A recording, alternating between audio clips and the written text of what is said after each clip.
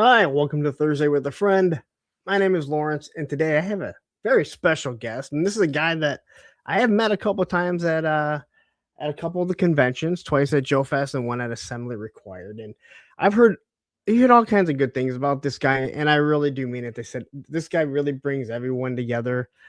He really knows people, and I know I met him the first year at 24 in Joe Fest. I met him in 25, and we chatted for a little bit. He remembered us having a few conversations, but then at Assembly Required, he literally saw me standing by myself, and I was waiting for someone. He called me over by name. It wasn't like he just saw.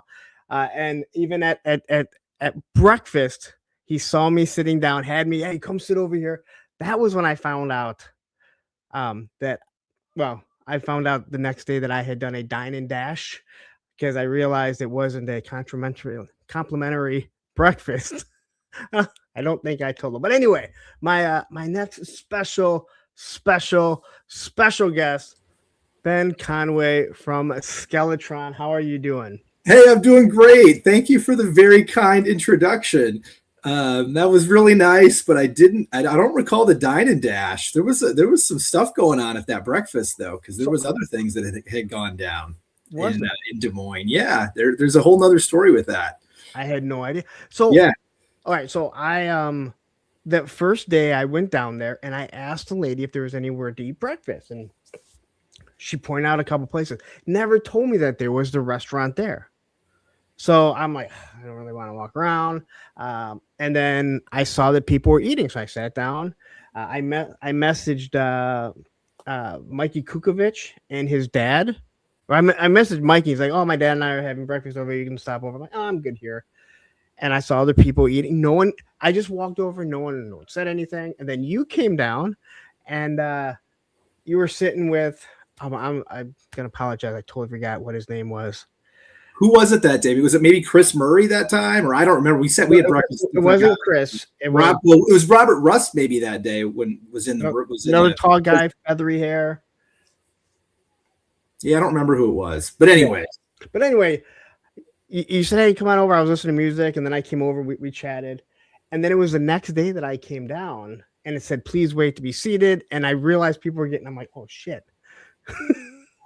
I thought this was all like on the house, it all came with it. Then when I saw the price, I'm like, I really don't feel bad. I didn't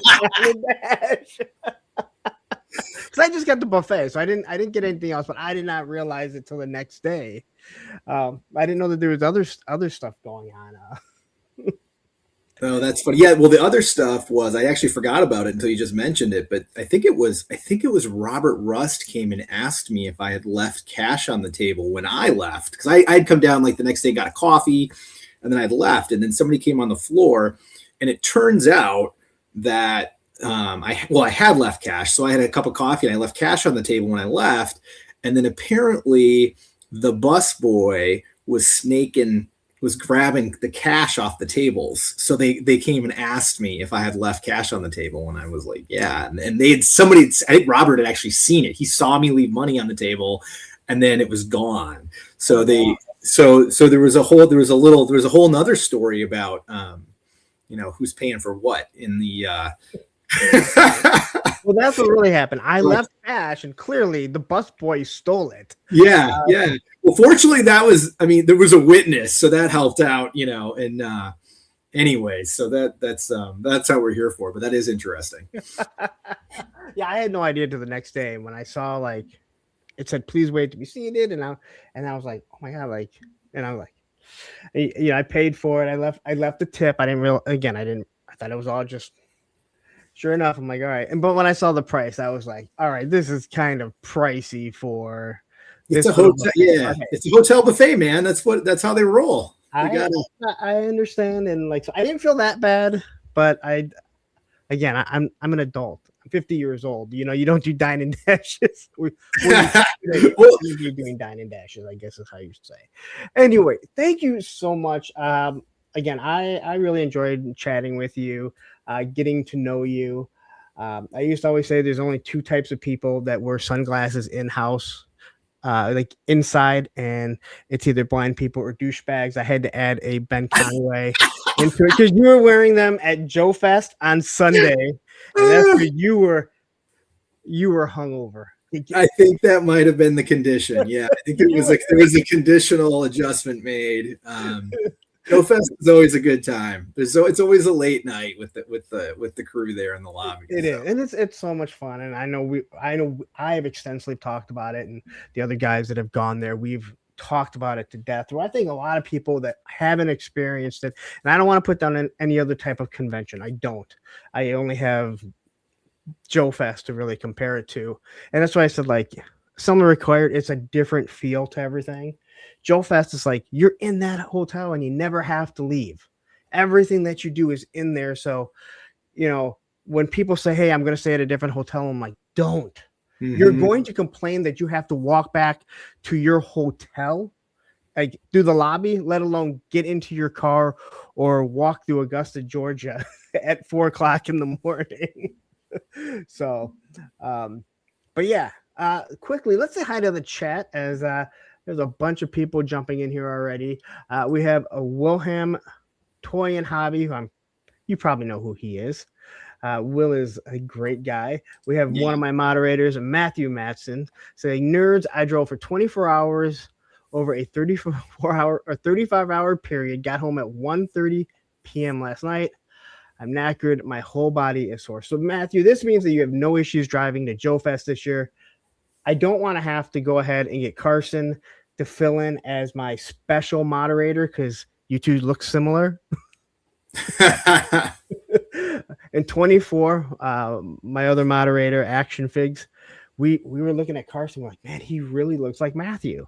So we asked him, and we never even talked to Carson. We're like, hey, do you mind taking a picture with us because you look like one of our moderators? And Matthew knows Carson too, but Carson's much taller than Matthew, so that's our picture. And we did it last year too because he didn't show up. So we got the crusty old crow.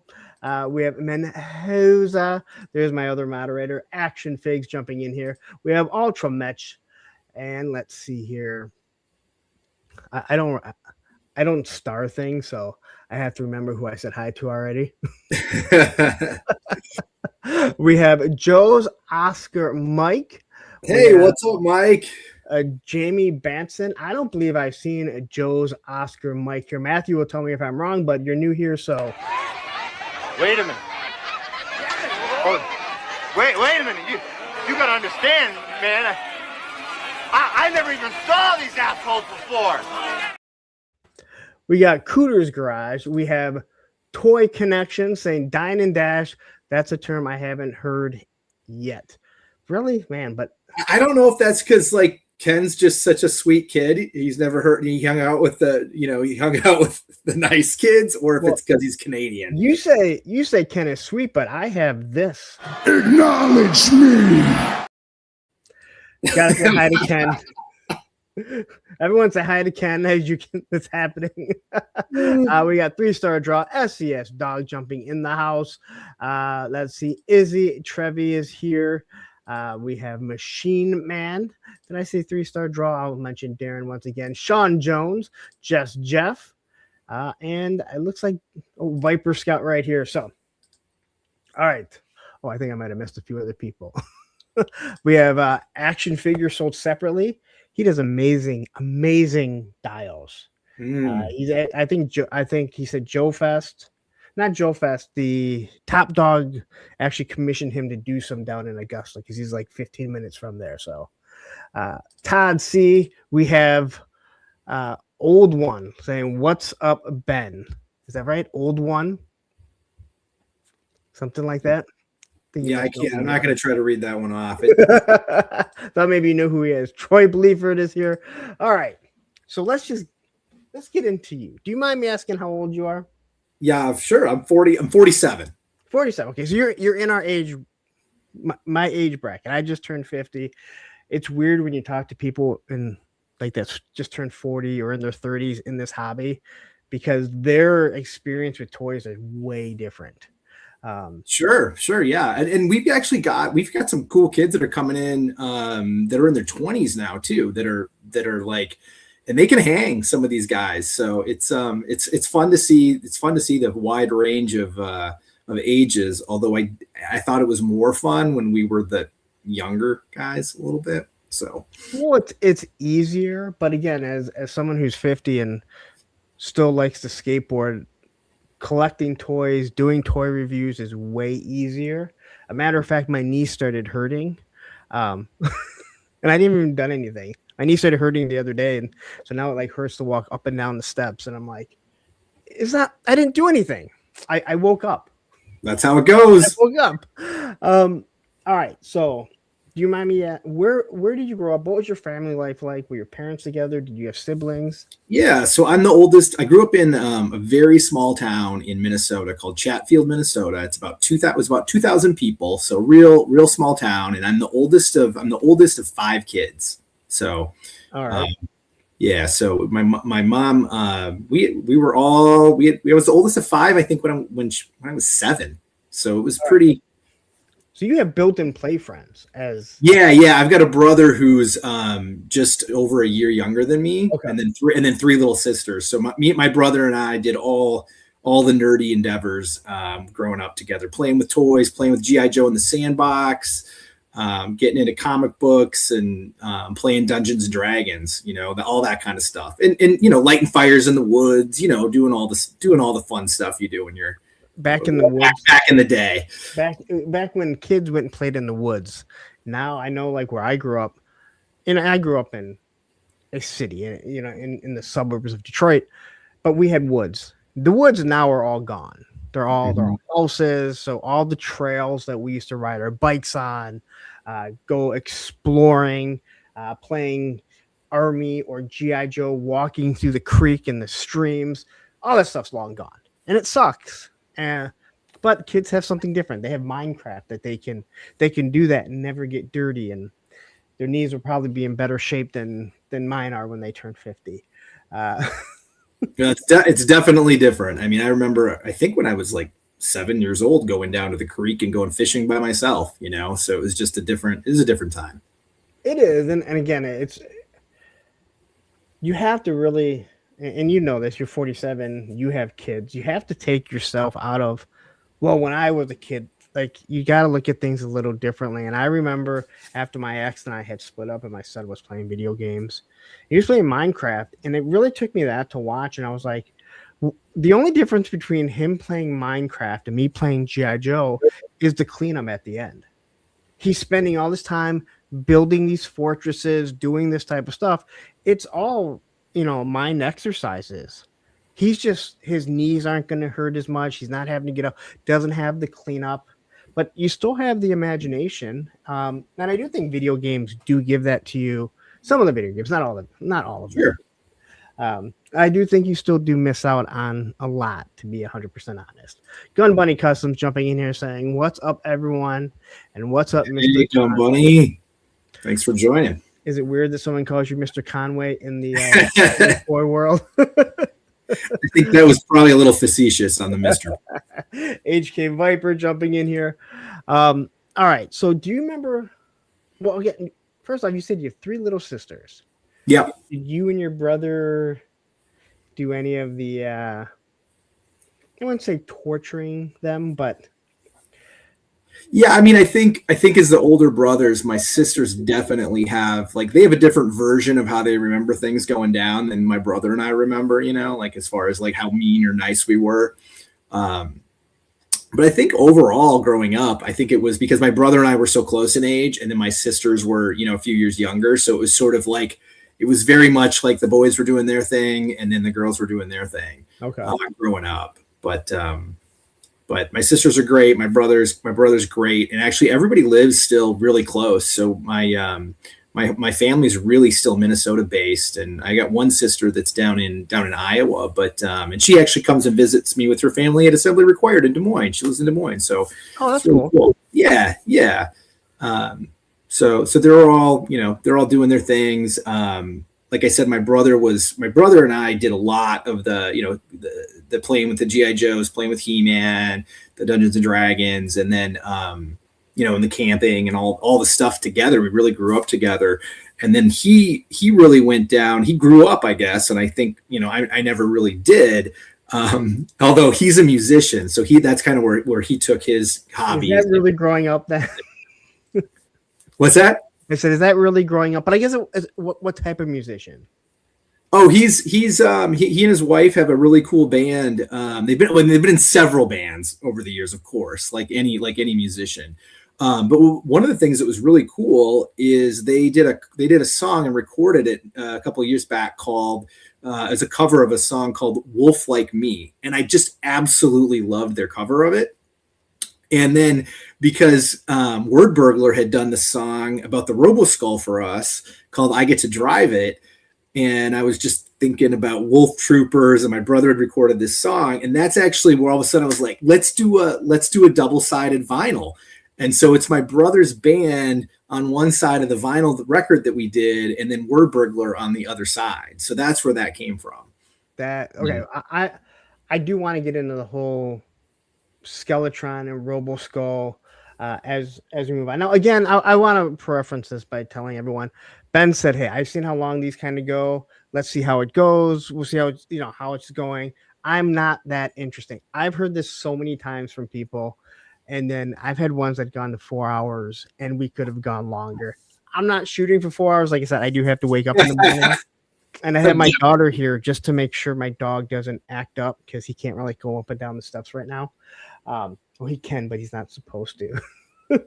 All right, let's say hi to 610 Yojo Daddy, and then we have Ken saying, "I'm gonna try dragging Steve kicking and screaming to AR in Des Moines." Do it. You don't have to bring Steve. You can come alone. Like, there is nothing that says Steve has to come. Although it would be cool. I'm not even sure if I can make it this year, just because I have a very long vacation, literally right after Joe Fest, going down to Orlando. So I'm trying to make it work. If I can get someone to room with me, it's a lot easier because that was an expensive trip on my own. All right. So do you remember like the first toys that you had as a kid?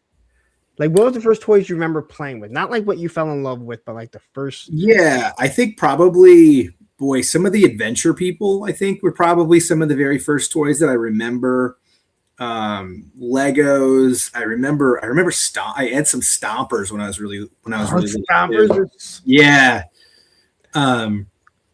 So all that kind of stuff. And I think some of my earliest memories were, like watching cartoons and just watching the commercials at like 5:00 in the morning before everybody got up, and like a Stomper commercial to come on, and you'd be like, oh my God, that's, every toy that came on, it's like, that's the coolest thing ever. So those are probably my earliest toy memories. And then my earliest like really solid memory is when I think I was 5, and I've told this story a bunch of times, but when I was 5, or maybe 6, but I think I was 5, I was downtown Chatfield, Minnesota by myself. And I walked into the hardware store. It was a coast to coast hardware. And they had G.I. Joes, and I'd never seen them before. And it just like sucked me in like a tractor beam, and I saw Storm Shadow on the peg. Oh wow! And, so, I mean, that's I don't say that's not late. That's what, third series 3. Yeah, it's 84. So I guess that would be series. Yeah, 3 years into it. Yeah, and it just like melted my little face off, and I ran all the way home to tell my mom that I had to have this thing. And we didn't get things like you couldn't, it wasn't like it is now. I mean, at least how I was with my kids, like I would fold and buy my kids toys all the time. But back in the day, it was your birthday, it was Christmas. Like that's when you got the hookups, and, during the rest of the year, you were pining over the toys you were going to ask for Christmas. But this one, I wouldn't let it go.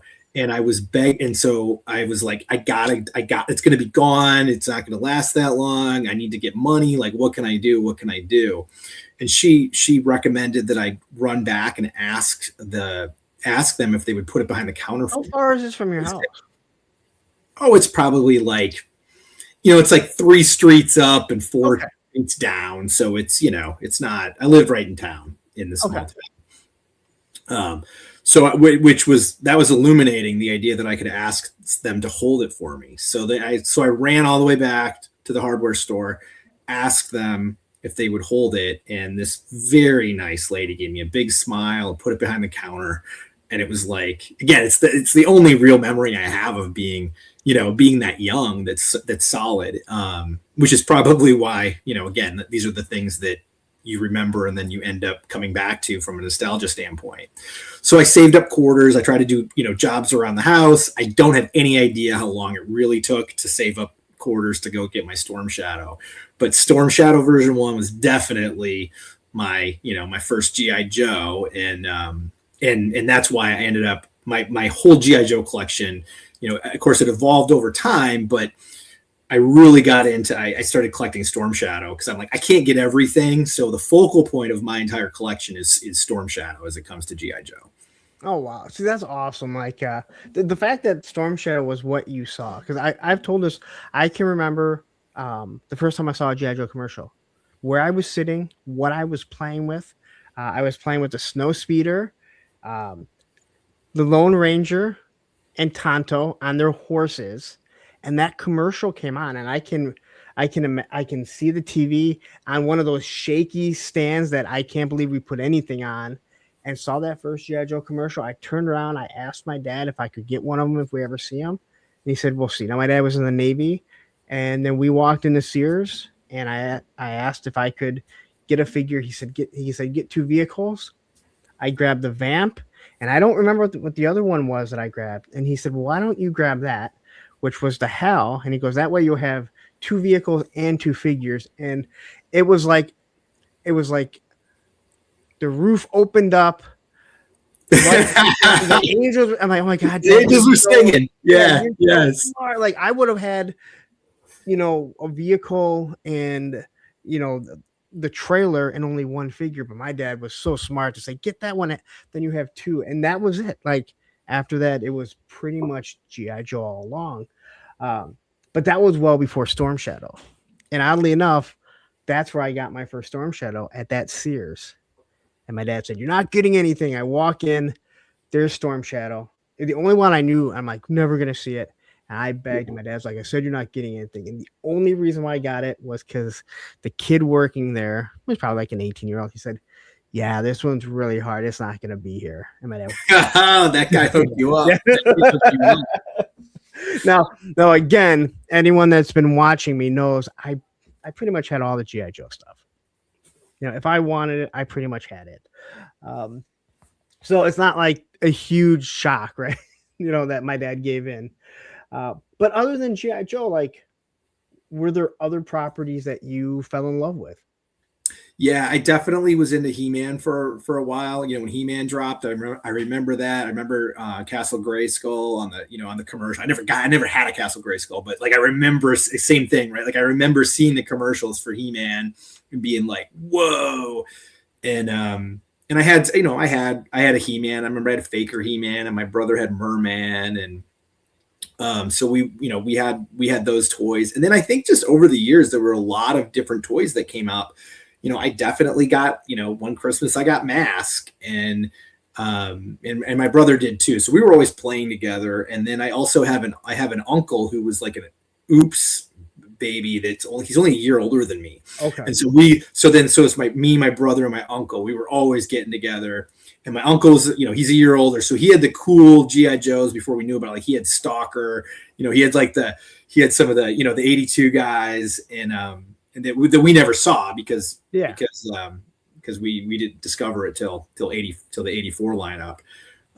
So all kinds of toys. I remember but a lot of it was pining over them and like making your Christmas list and the Sears catalog and and doing all that. That was always a big part of it. But we always had it was really great. We always had 5 kids, Christmas morning. That was like the day we looked forward to every year, because that was the big day in our household.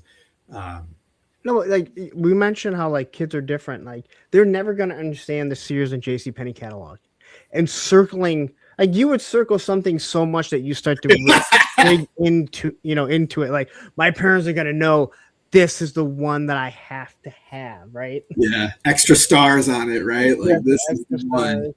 Yeah. Through all of this, like we've talked about a lot of things. I talk, with other people, like early toys. You're one of the few people that have brought up Stompers. And I remember Stompers. Then they had the ones with the cones on the side so they can go on the side. And I was playing with a Stomper in my parents' bedroom, and it rolled off the bed and went underneath the bed. And I didn't think anything. I went underneath and grabbed it. The Sky Striker was down there.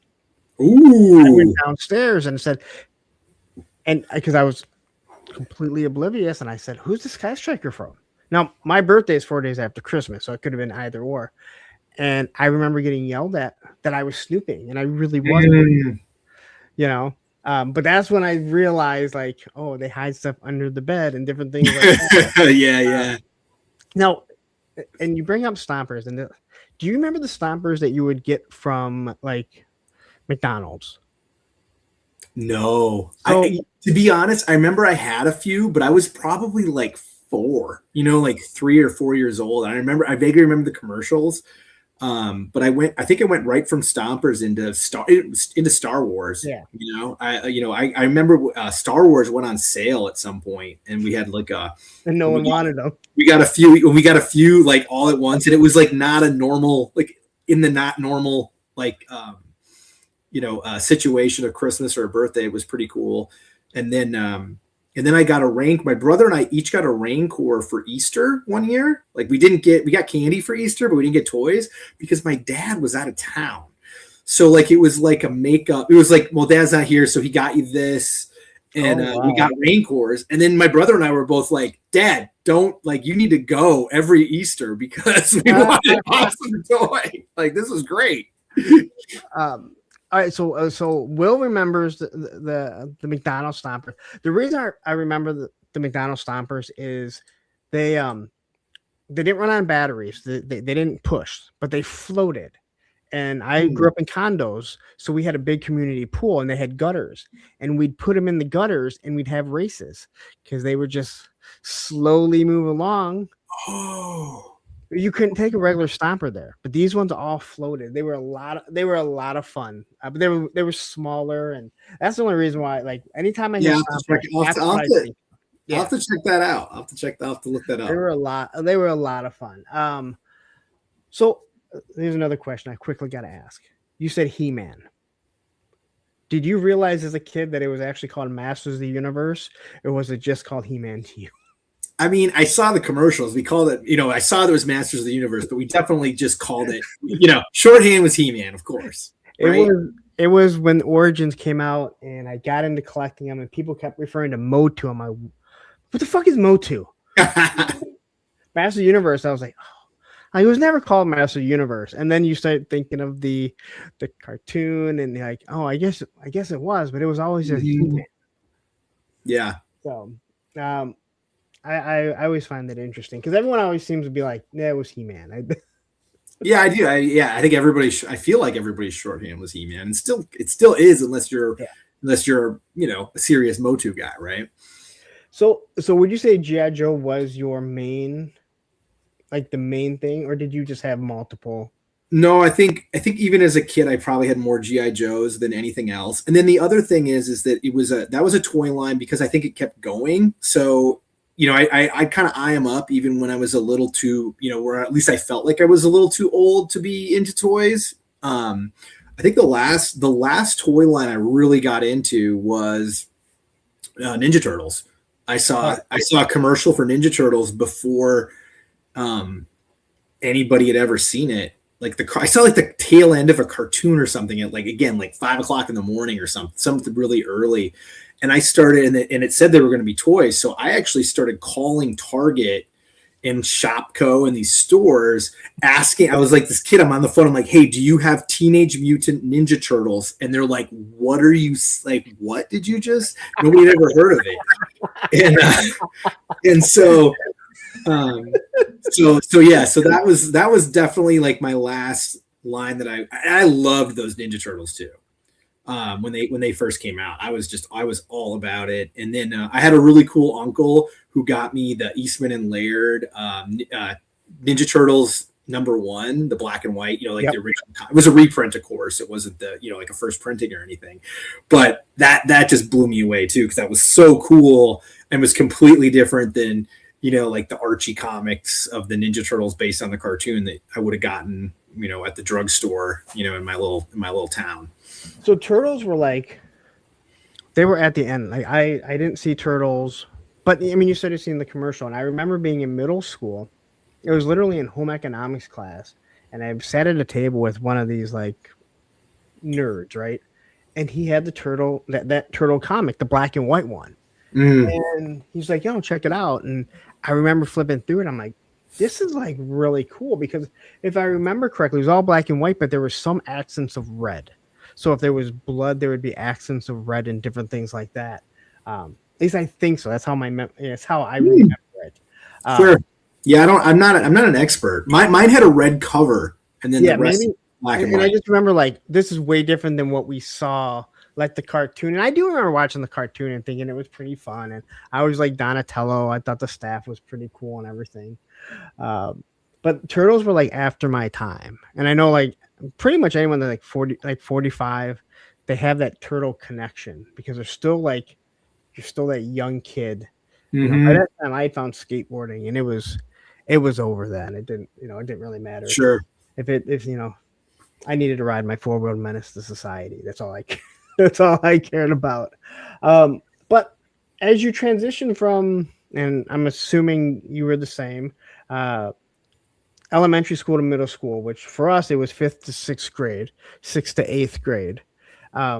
Were you still playing with toys? And were you like everyone else, where I still played with toys, but I didn't let anyone know? And then later we find out we were all still playing with them. Yeah, I think I went. I think in like I have to go back and look at the timeline, but I definitely felt like when I had the Ninja Turtles, I was like sort of like pseudo, like kind of hide them, but not totally. I remember actually one of my really good friends came over to my house and we played Ninja Turtles together, and I remember him making a comment like, "This is so awesome, but like we probably shouldn't tell the other kids about this," So I ended up transitioning. I think I did. I mean, I certainly stepped away from toys, and I got into comic books, and then Dungeons and Dragons at that point too. So like those are like I kept doing nerdy stuff. We played, and then in high school I was playing Magic the Gathering too. So I had a stint with Magic the Gathering, but I love Dungeons and Dragons. I mean, Dungeons and Dragons was definitely something that I did as a hobby that was. And reading comics. I think that was kind of my transition where I still kept firmly into the, what we call the nerd culture. As far as my hobbies didn't shift, I was never I was a camper and a fisherman guy, but I was never a sports, I wasn't a sporty kid at all. So that's what I got into. A lot of X-Men and Wolverine and Batman and, Spider-Man, all the typical ones. So you say when you went to high school, a lot of people say this, like, a lot of guys I know still collected toys, but they were pretty much hidden. I know Ed, my moderator, Action Pig, he's always collected. He's always had stuff. But a lot of people said, hey, I continue to buy stuff, and I never let anyone know. Or they had younger siblings that they could use. Oh, that's my kid brothers or whatever. Yeah. Other people, like I always had my G.I. Joe stuff around. Again, in the 90s, again, I was a skateboarder, bottom of the barrel as it is, like of the cool people. So my friends weren't going to be like, oh, you still have your G.I. Joes around. But I really wasn't buying very much. I was buying skateboards. Sure. Like a lot of people shift from the toys into comics because one, they're either easier to hide, like put them in the box, or if someone sees something, you're like, oh, I just like reading the stories. And no one, I mean, I guess people do get made fun of for reading. People probably would make fun of me if I said I ever read because they know I don't. But the comics, it seems like that's a big one that people transition to. Yeah, I had only a couple friends that did the comics. I feel like it wasn't. I think it was probably a very typical thing to do. I kept all my toys, the toys that I didn't, lose in the sandbox when I was really little. So I still have like a chest full of, Michael Keaton Batman and some Ninja Turtles and, some of that later stuff that I got. And I've just held on to it forever, as well as holding on to my comic book collection. I mean, that I never really look at it, but I still have boxes of comics that, I'm just holding.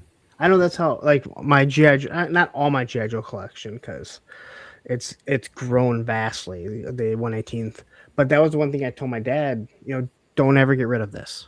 So, I still have like my original Scarlet. I have my aircraft carrier, my Terradrome. Like, these are all my original ones, where I really do think that if, like, the flag wasn't mine as my childhood, or the Terradrome and some of these other ones, I probably would have sold them off and just stuck with 1/12 scale figures, kind of transition to that. But when you have such a connection to it, my mom passed away when I was 13, so a lot of that brings back the memory of when she was around and stuff that she got me.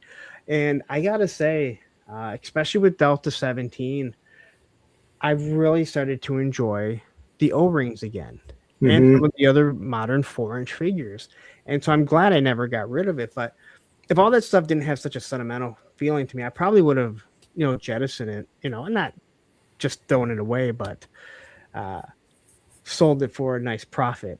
Because sometimes I walk downstairs, I look over in the room that's just the 1/18th, and I'm like, there's a lot of money in there. Sure. But yeah, a lot that's the money doesn't mean anything. Looking at the flag and all that stuff, where it's like, that's my childhood. There's remnants of my mom, in that, so it keeps it there, and it keeps that little light in your heart where you're like, yeah, this was my childhood. Now I told absolutely. Absolutely. I think that's why, most of us ended up going down, kind of either continuing, to collect or coming back to it. There's just that youthful nostalgia and joy that we're getting that we love at the end of the day. And I think when you're a collector, and I don't like saying like we collected toys as kids, because I hope we were playing with them, right? That's what you were playing with. You start collecting after, but you still start to feel that when you look back, you realize I collected stuff. And I think once you're a collector, you're a collector. You're going to find something to collect. It could be bottle caps. It could be anything. You're going to be collecting stuff. And I've said this before. We'll get into your kids later on. I say collectors shouldn't have kids because we will obsess over them not having everything. And I know my ex would be like, she doesn't care about that Care Bear. I'm like, but there's 9 Care Bears and she has 8. Yeah. It's that's funny. No, it's I think there's something to it, all that, and like I feel like there's a little bit of a collector like gene too. Like my grandmother had an antique store and like was like borderline, like on the borderline of hoarder scale, and then my mother was a collector too. So I grew up going with my mom to like flea markets and stuff and just looking and hunting and trying to find that really cool toy or that really cool comic. And of course this was all pre-eBay and never really found much of anything, but there was always the hope that you were going to find that really cool thing. An old one here says, yeah, Roboskull definitely brought that youth back for me. Oh, thanks, man. That's a huge compliment because there's so much cool stuff out there right now. There really is, man. There's a lot of cool stuff out there, and the fact you guys hit a niche, man. Like you really did, and I'll talk about that. We're gonna get to that because there's no way I'm gonna have you on and not talk. Again, I know probably when most people have you on, they just want to talk about Skeletron, what's coming out. Can you give me something to preview? I'm like, I don't want to be that. I want this whole show is about bringing on people that have supported me in this journey, whether it be on Facebook, YouTube, and my personal life. Like someone that supported me and you knew who I was, and so I'm like, and you can talk. It's a great community, man. I love the toy community. It is. Same time Toy says it's called being an addict. There are he's not all wrong, there's definitely there's definitely a line where it's like you have to figure out if if the way you're collecting is still making you happy the way that it was when you started doing the way that you're doing it. And what I've found is that the way I collect has definitely evolved, even as got back into collecting as an adult. And then I've just tried to just let my focuses shift as I want. And so that's led to me selling off some stuff. And it felt good, right? It's a little bit of a cleanse, and then you kind of build it all back up again. I know I got out of collecting Origins, but the Origins thing, I kept walking by because I was looking for the classified. It was early on, and I was with my daughter, and I kept looking at them, and I said, if I ever see He-Man, Skeletor, Panther, and Battle Kit all together, I'll buy all, and then I'm done. Mm. But that led to more.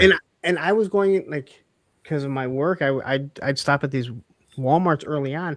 I had seen Trapjaw, Orko, Man-at-Arms, all these ones numerous times, and they jumped up in price. Now I found them all at retail, so I never spent more than what they were worth. But I would find all this stuff, and I ignored it as long as I could. And I said, if I ever find all four, knowing eventually I would, but hoping in some ways I wouldn't. And then it led down to a long road of Motu, the Origins, and I don't regret it. I had a lot of fun collecting them. It was also nice to sell them off and create new space for other stuff, like this Roboskull that I had no idea what to do with. And and I don't regret it. Although I don't know where I know where it's at. I don't know where to put it right now. Yeah, it's a big one. It's a big one. It's a display piece for sure, right? That thing is not even close to being as big as some of the other vehicles that I've recently got from Hasbro. There's a whole run now. There's two other flying vehicles that kind of make yours look small, believe it or not. They're crazy big. I tell people, I'm like, if you don't have the Rattler, you don't really understand how big it is. You can fold those things up all you want. It's still eating space up. I have to get my Rattler on display, so for sure. It's nice. It's nice. All right. So as you go into high school, you said you started playing Magic: The Gathering. Boy, that seems to have gotten someone into some hot water right now. Yeah, I did see that. You got comic books.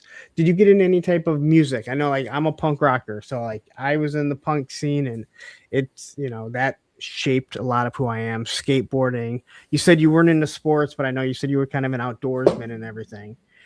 Did you get into anything that took you somewhere else with that? Yeah, I mean, I think we all.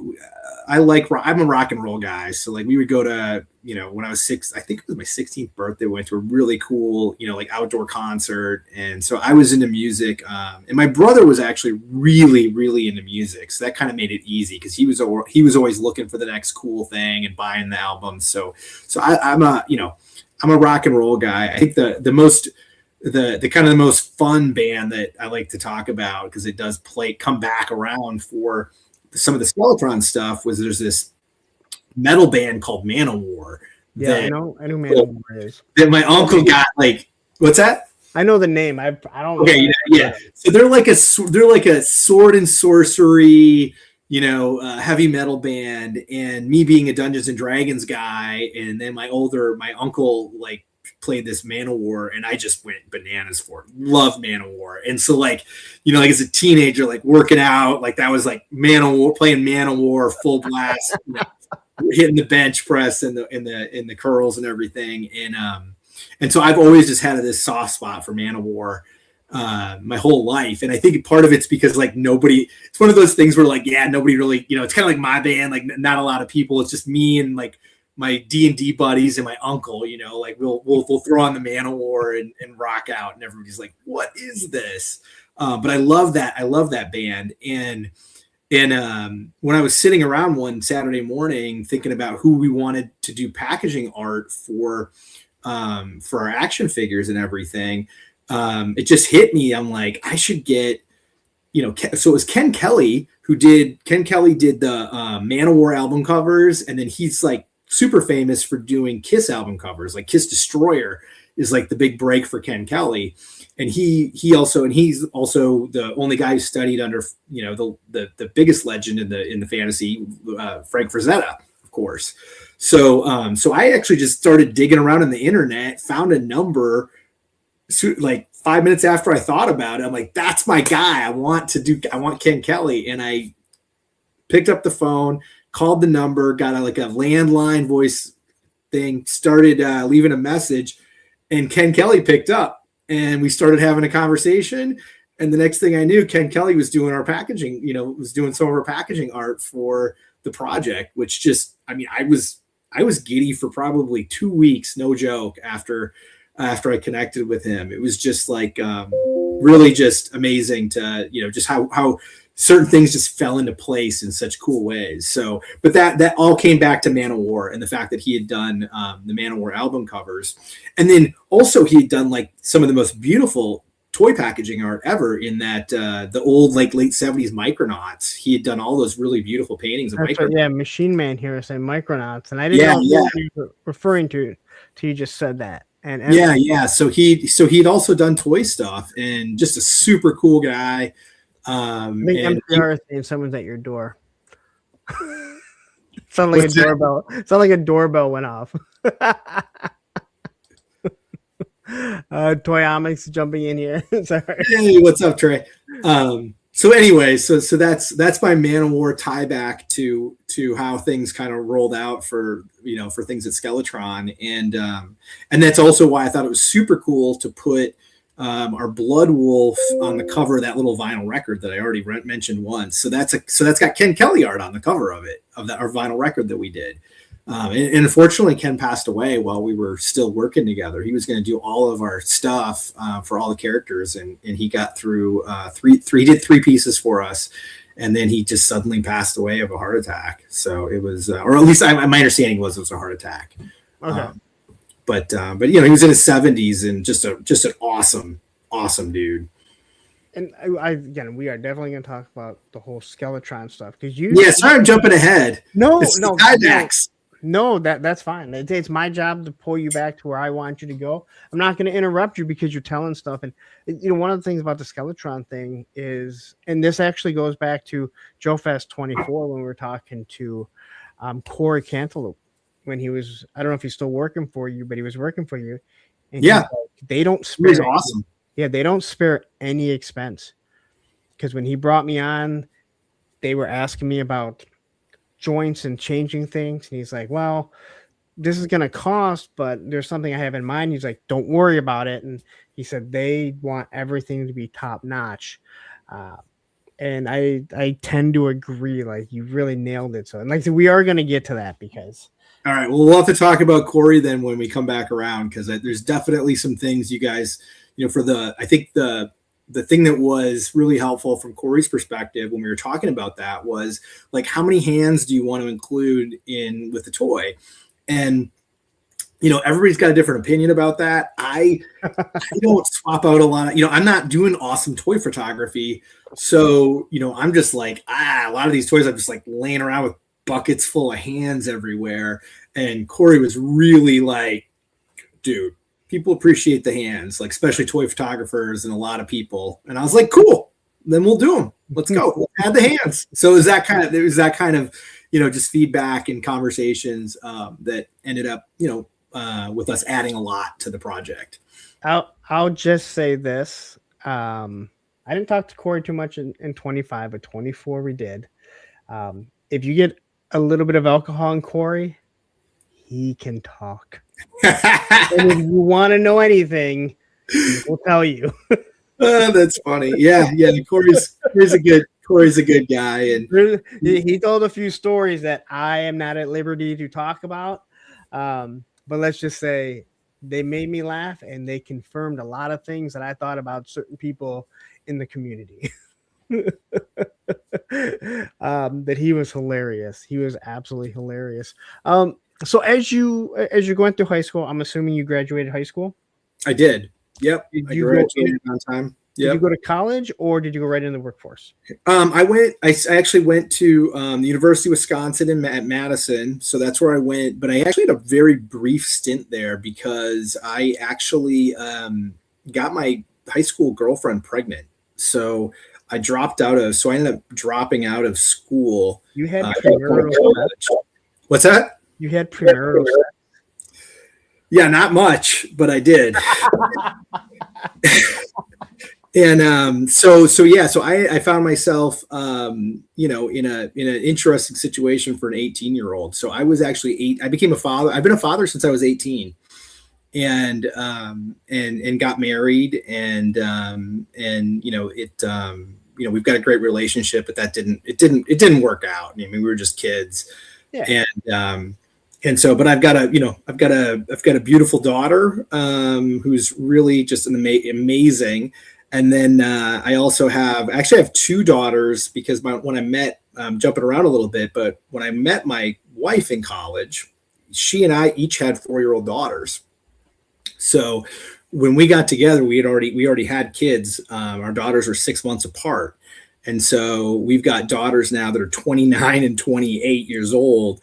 And then we also have 2 sons together, and we've been married, I don't know, like 23 years now or something like that. So that's my story on how all that went down with the family. And it's great. It's awesome.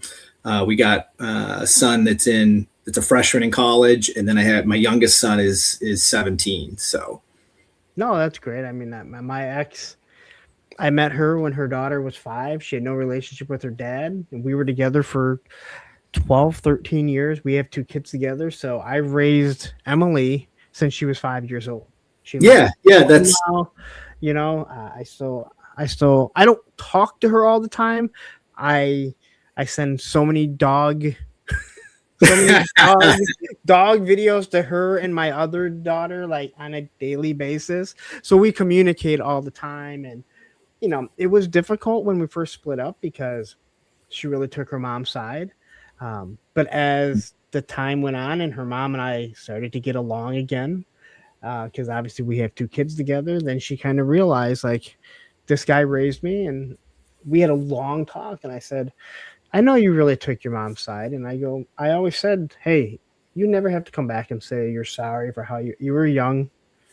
And when, if you ever decide to be part of my life again, great. And it took a couple years, and I'm happy that she came to that conclusion. And that, and there's lots of times that I've told her, I'm like, why do you tell your mom this stuff? You're 3,000 miles away. All you're going to do is make your mom anxious, which is going to in turn on you to make you anxious. And it's something that I easily could have solved. And then your mom's calling me flipping out over what's going on, especially 3,000 miles away. But all my kids do the exact same thing. Like, why did you tell your mom? It wasn't worth it. You know how that's going to end. You know how she gets to be about that type of stuff. So it's pretty crazy. Thompson 9120 says, I have been a father of many toys. Now, I don't feel like I've ever seen you before. Matthew will tell me if you have been here, but wait a minute. Oh, wait a minute. You gotta understand, man. I never even saw these assholes before. All right. So you said you kind of dropped out of college. Mm-hmm. So then what happened? You're trying. Now, did you get married? Yeah, I did. I did get married. So I did get married. Was married for about a year, I think. So, and then that didn't work out. I ended up going. So I was working. I went back to community. I went to a community college, and then ultimately I ended up going back to Madison to finish off my degree. So, okay. So a little bit of here and there, and then ultimately I did end up going and getting my degree from UW Madison. In business. So I was a biochem major for a while, and then I switched to, that was hard. I switched to ended up switching to business marketing, and I double majored in marketing and management. All right. So you go back. You obviously got divorced. You have a daughter who clearly you stayed in her life, which I'm not even going to commend it. You don't commend someone for doing what you do. I hate that. They're like, yeah. Oh, it's great that you're in your kid's life. Like, what? No, you don't congratulate someone for doing the minimum. All right. Right. I'm sorry, dude. Like, because there are some deadbeats, and there's a lot less deadbeats than there are good fathers and mothers. I agree. Don't pat me on the back because you're like, oh, it's good. You always pay your child support. Like, first off, I didn't have a choice. They just take it out of my check, so I don't even have a choice. But second off, it's like, don't pat someone on the back for doing the minimum of being a parent. But you said you met your wife. You guys both had 4-year-old daughters. Mm-hmm. I mean, she was very young. Oh man. Yeah, so we were both young, and she was in college. She was a single mom at UW-Madison when I met her. So then I met her daughter when her daughter was 4, and really the rest is kind of history. There, my wife and I went on a date. There's a couple great stories in there, but we won't get into all that. But after we went on our first date, we've been inseparable ever since. So it was really nice. And I gotta say, like, for you, and again, and I don't mean this in a bad way, I'm assuming the mother of your oldest, she had full custody because you went to Madison, so you're going to college. That is amazing on your wife's part that she was able to actually go to college while she has a 4-year-old.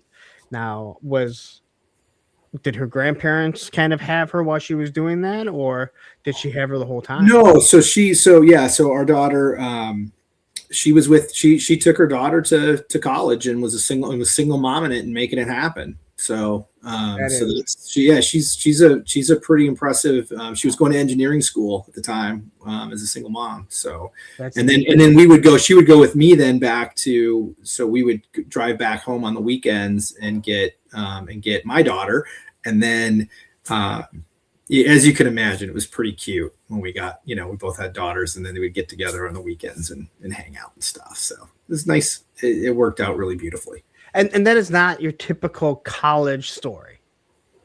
Yeah, no, it's not. It's definitely not the most typical. But there's a lot of people that, have kids. I mean, if you go back to, like, it's funny how, like, you hear family stories about it happened all the time where people got together because it's like, oops, there's, let's get married. Kids are on the way. It wasn't that uncommon. And in our case, we kind of in a lot of ways grew up fast, but but I think, we're really, I've always felt like I was really, really fortunate, always had a great support network. And so, been really lucky. And it's kind of crazy now to think that I've been, I've been a dad for 30 years now. There's two things that I'm taking from this. And first off, when you're telling the story, you are smiling. Like, you're not like, oh yeah, and then like, you seem to really enjoy it, and I love that. And the other thing is, with your stepdaughter, you keep referring to her as my daughter, not my stepdaughter, and I love that. I tell people, my stepdaughter, and the only reason why I do it is because if people use the math. And I'm like, yeah, I met Susan in this year, and my daughter's this age, and they're gonna be like, that isn't working. I'm like, I met her when she was 5, but she's my daughter, so I love hearing that. It's funny you mentioned, like, the way you have to explain stories sometimes, because sometimes our daughters are the same age because they're only 6 months apart. Yeah. So then you actually give, like, oh yeah, they're both 27 or whatever it is, and they're like, oh, then everybody's like, instant reaction is, oh, twins, and then it's like, no, and then and then they're always curious, and then you gotta, so it's like you kind of avoid that because you don't want to have to tell the whole, not that, just like, it's a long story, to explain the whole thing. And I can tell you that my oldest, she never met her dad. She has a sister that is 6 weeks younger than her.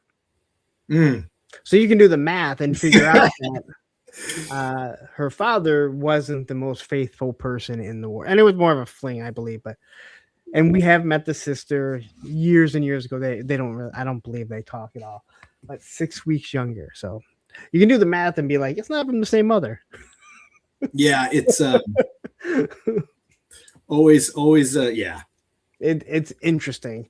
All right. So you said you went and you got a business major. Now you meet your wife. So are you collecting anything through this? I mean, I would assume money really cannot be like, you can't be just bleeding money. I mean, you have a no. young daughter. You're with someone who also has a young daughter. You're going to college. Are you collecting? Do you have any type of money? I really wasn't collecting. I don't think it was collecting anything at that time. I think it was a really like, I think it was just a different, everything going on differently. Cause I actually quit collecting comic books before I graduated high school. I was probably 16 or something when I don't even know. Like I was, I just was so backed up and I just was like, and it was the 90s and like, I got tired of all the variant covers and the bags and the whole, all the image number ones and numbers. Yeah. So like Spawn 1 was sort of like right around, like I got maybe like, which issue did I don't remember the years, but Spawn 1 had to have been really close to like when I got Spawn 1 and I think I was out shortly thereafter. Timing wise, whatever that was. But no, I wasn't collecting anything in college at all. So, and actually my wife likes to joke around about how I tricked her. Cause like, she's like, I had no idea that you were like, going to want to play Dungeons and Dragons and collect toys and be a huge nerd. She's like, you convinced me that you were cool until it was too late, is the way that she explains the story. So hey, if anyone wants any image number ones and number zeros, I have a whole shitload of them that I can't get rid of because they're not worth the paper that they were drawn on. All right. Ken coming in with the facts. 92 Spawn. So he's probably working on a video right now. I was probably in for a good year after that. I don't remember, but definitely was out on all that stuff in college. That's when I was collecting comics, was like Age of Apocalypse, Batman Nightfall, all that type of stuff. Mm-hmm. You start realizing that you went from buying a couple comics to you're spending $40 to $80 a week on comics, and you're in high school. So right. All your money is going to it. And like I said, I can't even express how much money I spent on skateboarding. The hobby that I have given more money to than anything. And believe me, I spent a lot on toys. I mean, comic book, when I was a kid, comic books were, I spent so much money, and I had a job as a dishwasher at the local cafe. And so, making $4 an hour, and like basically 100% of them. When I was 14, like 100% of my money went to comic books. Like I got paid, and then it went right. I just went down the street on Main Street to the drugstore, and they had a comic book rack, and just blew it all every week. I worked at a skate shop, and the lady just gave me a tab, and she took so much out of my check. So, and I got everything at cost. So as many. That's awesome. Oh, it was great. And after I quit, I just came back and I paid her some money. She still let me buy everything at cost because I'd work when she needed someone to fill in or whatever. But let's just say like there was no saving money. You're making like $4.25 an hour. Yeah. I remember once these kids came in and they're like, hey, Diane said that the boards were coming in. I'm like, yeah, they're not here yet. And they're like, well, we just saw the UPS guy leave. I'm like, yep. And they're like, we're in the back. I'm like, yeah. Can you bring him out? I'm like, no. I'm like, why? You have to go through him first? I'm like, yeah, actually, I do. Why? So you can pick what you want? I said, yeah. I'm like, that's not fair. I'm like, when you make $4.25 an hour, what are the perks of being here? Like, I get to go through them first. I will decide if there's any that I want out of it, and then you guys can pick through the rest. There you go. Got to get your perks, man. Yeah. It's dangerous to work at a place that supports your hobby. Especially if the cost and you have a tab. Like she's like, just take whatever you want, write it down, and then I'll just keep, okay. I think she eventually wiped it years later, just because I kept always coming in, and it wasn't too expensive by that time. But All right. So, did you graduate college? Yeah, yep. So I graduated. I graduated with a double major, and then I took a job in Madison because my girlfriend, now wife, had a year left. So she had a year left of engineering school. So we stayed there until she graduated. Then we moved back to Minnesota to be closer to to all our family, and especially my daughter, to get everybody, because we were driving back to Minnesota. What about her family though? This is a great question. So my wife actually grew up in Minnesota, 45 minutes from where I grew up. Okay. So we met in Wisconsin, but her family, all of her family was back in Minnesota. So that worked out really well. And I got told where we were going and we went there. It worked out great. I'm glad that you don't even try and hide it. You're like, I got told where we were going, and that's I mean, why does that's the way it goes. So we did that, and so I worked in advertising for a year in Madison, and then we moved back back home, basically. So when you moved back to Minnesota, what are you looking to do? When I moved back, because I was doing advertising sales. I was actually selling cable ads. Again, this is like how old this is, right? Like we're ancient. I was selling cable advertising for Charter Media in Madison, which was like, that cable was like cool, like that was like as modernized as it got back then. And so then I was looking at getting an advertising job because I loved it. It was great. It was super fun.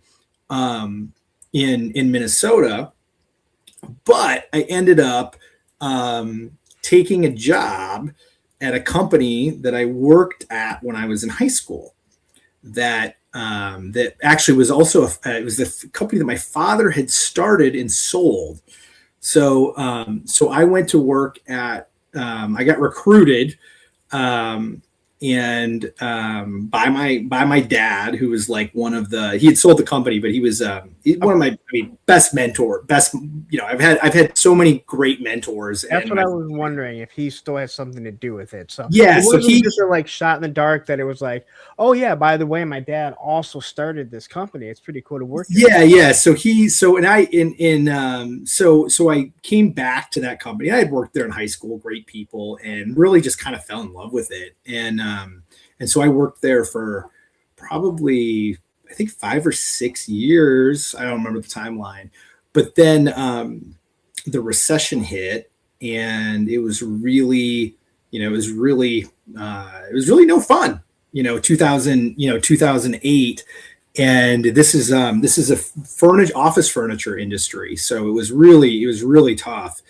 But I really believed that the company had really good bones and could do some cool stuff. And so we went for broke, and were able to acquire the company. And I was able to become an owner in the company at that time, because it was like, but it was really like, it was like trying to catch a falling knife, because there was no business anywhere. So, because it was recession. And so the plan was like, we got to just survive. It was survival mode. And 2009 was really the hardest year, because it was, I had to lay people off, and it was ugly. But ever since then, it was great. And we recovered in 2010. And it was just really off to the races from there. So that's where I spent the last 20 odd years of my career, was building Halcon Furniture up into a really even a more amazing company. So we were it was just great. I was really fortunate. Other than that, that recession year, we've just had, I had experienced basically nothing but growth year after year after year. So I was really lucky, and did that job, became president in 2012, I think. And then, president and CEO, sold the company to a publicly traded company in just over 3 years ago. So like 3.5 years ago, and stayed on. I stayed on as CEO. Really just, all super positive things. And then, but I was doing Skeletron on the side as a hobby business. And then 6 months ago, I actually I planned to exit about a year prior to when I departed from Halcon, but I I exited the company about 6 months ago. So your dad started a company. Yep. He sold it, but was still there. Yep. You moved back to Wisconsin. Now you realize that Minnesota. I'm sorry, Minnesota. You could have done this without spending all the money for college, it sounds like. Although you would have never met your wife and your daughter, so obviously good things come from it. But that is a crazy story to think you moved back there. Your dad pretty much recruits you and says, hey, why don't you come work here? Yep. And you decide, hey, you know what? It's time to buy this thing back. Well, several years later, I'd worked there for several years. Yeah, it wasn't like but yeah. So, it was really, it's funny how like just timing is so important on all these, on all these things, how things sometimes just timing lines up in really amazing ways. And because that would have never, I think it would have never there's so many things that could have not happened in order for that all to happen. But it's a great, it's an amazing company. There's over 400 people there now. It was it was a small company back then. So we just had a great ride, growing the company. And actually that's where I met Mark, actually. Mark O'Byrne, my partner Skeletron, he still works at Halcon. So Mark and I worked together for over a decade now, and became really good friends and best friends through working together first. So how many times did you have to tell your dad when he tried giving you advice going, no, you already sold this company and I had to buy it back for this family? No, it was, it's funny. People talk about like, you hear about like family drama and like different kinds of things. And my dad's an amazing guy and I learned so much from him. And we're also we're very different, but we're also very like-minded. So we really we never really disagree about a lot of things because we have different perspectives. You talk about it and then, you can have different perspectives and talk about things. That is crazy. I didn't realize that was possible in this day. But no compromises. I mean, at the end of the day, we almost always agree on stuff, which is nice. So I get along with him. So my dad and I get along. We're thick as thieves. He retired. I don't know how many years ago now, and he lives down in Florida. So he's great. He's enjoying the warm weather while I'm up here in the frozen north. There are many times living here in Detroit that I go, why am I here? Why am I here? But then you get the spring and you get the summer and you get the fall and you see these wonderful. There's only like 2 to 3 months out of the year that you're like, why the fuck am I here? Especially as you get older and it's like, wow, the cold really does hurt everything. The times when it really got me the most is when it's cold in Minnesota, and then I would have to like fly somewhere to work, and then so like all of a sudden like you fly to LA, fly into LAX and come off the plane, and then it's just beautiful, and it just hits you like what are we doing here? And then you fly back and you get sick because your body's like, whoa, what is this spike here? All right, so you go through all this. You end up buying this company. I don't want to say buying it back because it wasn't like your dad lost it for some reason. You buy the company. You're working your way up to president, CEO. Are you collecting at this time? Because you've obviously had 2 kids. Yeah. So at this time. Yeah, for sure. Because when my sons were born, I don't know the exact timeline, but for sure 2007 is like when I really I went back in full on, because that's when the 25th, and I'd always like picked up maybe a thing, here or there. Like it wasn't like cold turkey, but I wasn't really collecting toys. And, but 2007, 25th anniversary hits, and I'm like, oh, well, I got to get, I got to get those. I got to get that set. And then there was the box set. I'm like, well, I got to get that. And then they made a few more, and I was like, well, I'm not really going to collect these, but I'm I've already got the rest of them. I might as well. And it just and then down the rabbit hole you go from there. So that sounds like 2007 was definitely the 25th was definitely my year to get back into collecting. That sounds like somebody who is trying to talk themselves out of it while still trying to talk themselves into buying it. Yep. You're explaining to yourself why you have to have it. Well, I already have these. I mean, yeah, and the first ones that came out, I was like, bam, there's no chance I'm not getting this stuff. These looked, I was like 20, I saw the 25th. I'm like, I'm so down for this. And you see those explosion backs hanging on the pegs again. Like it just really, it really grabs you. Grabbed me anyways. No, you're absolutely correct. There is something about it. There is something about that feel. And we're going to talk about Skeletron really shortly because I think we're getting to it. So what are you collecting? Like, what are you collecting from 2007? Is it just G.I. Joe, or is it starting to branch out? It's mostly like my focus collection is me buying all G.I. Joe. And then I'm always going to buy a Transformer here, or a little something there, but really I tried to stay focused on G.I. Joe. And then I was buying like two when my kids got little, like I was buying two of everything. So I'd have one to open up and one to keep on card. And then like my boys were into Star Wars. So we had to, so my son Cash, we were buying him Star Wars. And my other son got really into Venom when he was really little. So all of a sudden he's got Venom toys all over.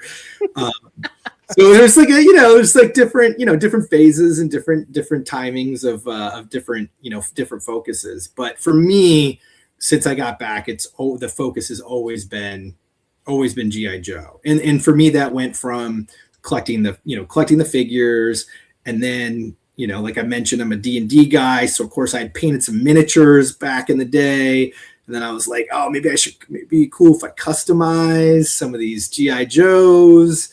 And then, do an internet search, and then all of a sudden I'm looking at cool customs on his tank, and then that's just you just go on this down the rabbit hole it goes, and then I went to AR for the AR1 that my buddy Steve told me to come to. I want you to explain that because you mentioned to me while we were at Summon Required about your first time going to AR and how you said I went by myself, correct? I think I got my uncle to come with me the very first time. My uncle that I mentioned that we used to play G.I. Joes with. So I think he actually came with me. But I didn't know anybody. Yeah, that's what I mean. Like you didn't. Yeah, I didn't know anybody. So I walked. It was at Jay's CD and Hobby in Des Moines, and I didn't know what to expect.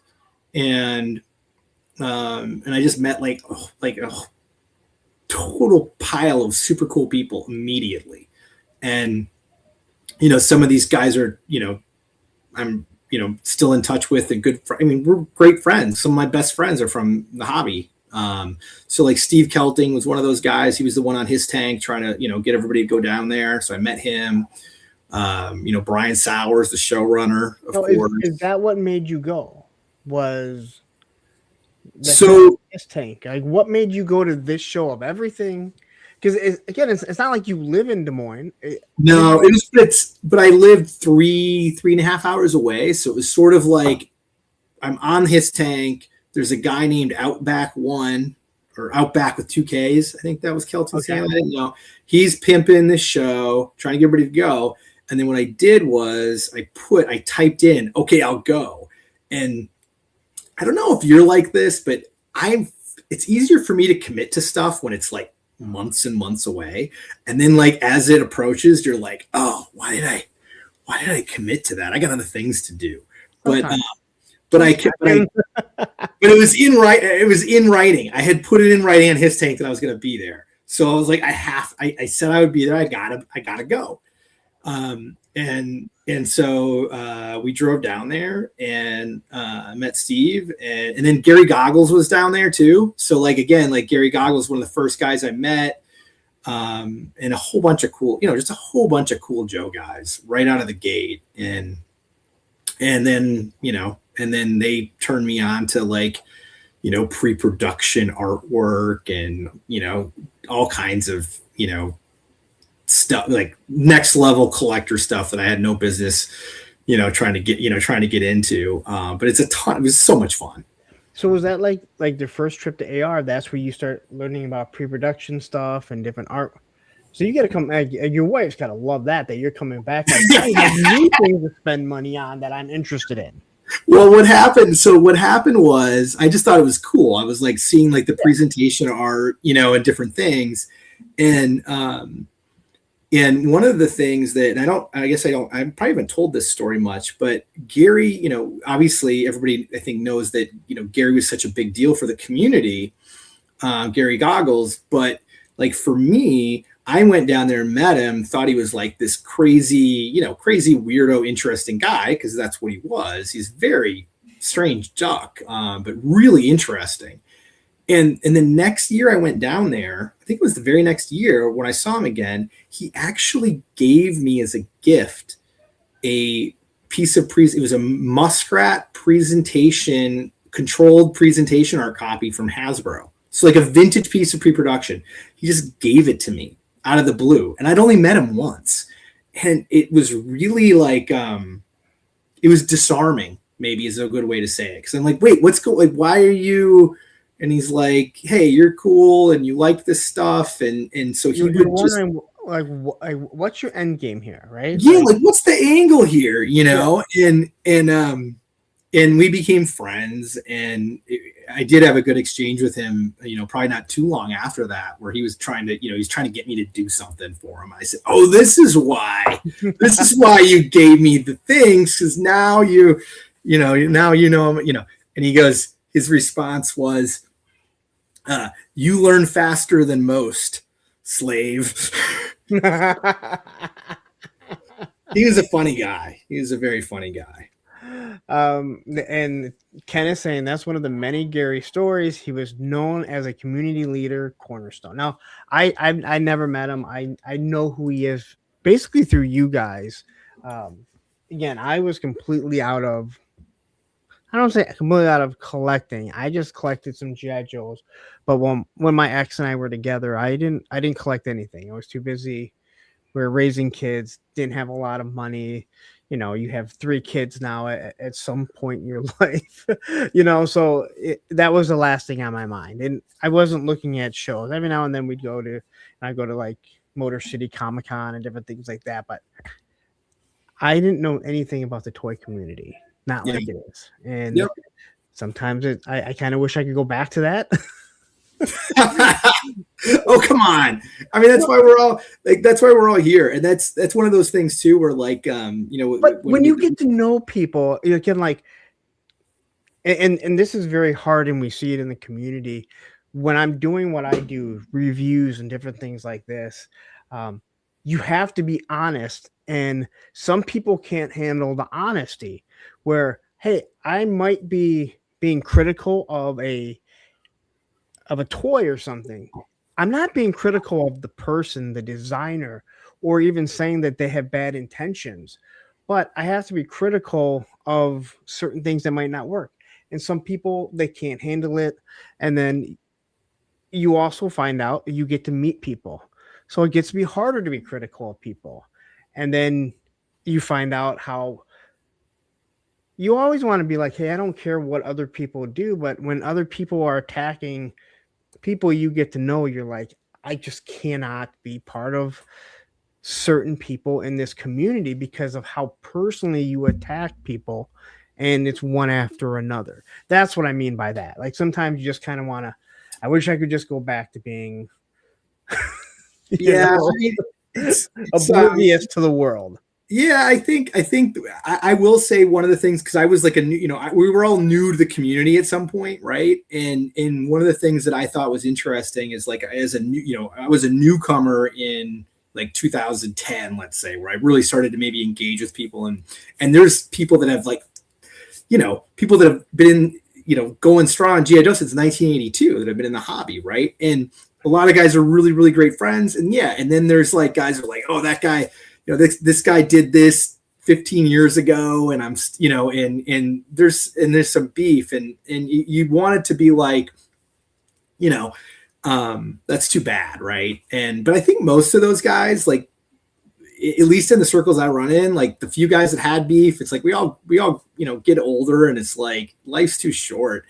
And my experience has been personally, and that's the reason why I kept doing more and more and getting more engaged in the communities.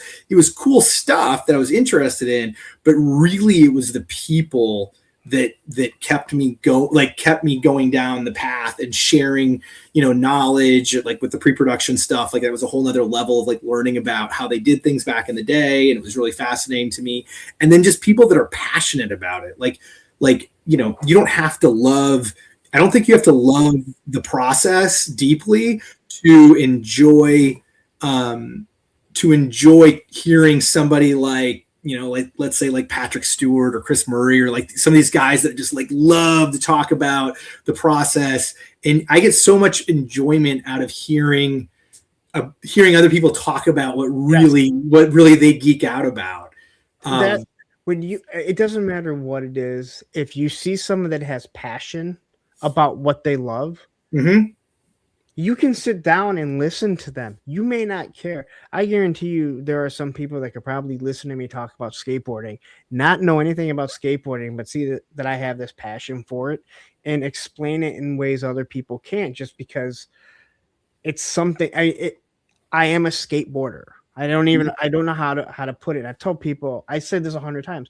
I hope everyone in their life has at least one thing they love as much as I love skateboarding. I can't explain it, but I could go, and I've literally watched, like, as we've been in conversations or whatever, I'll be talking. People are like intrigued, and they know nothing about what I'm talking about, but they can just, and I can't tell you how many YouTube videos I've watched of people that I enjoy their personality.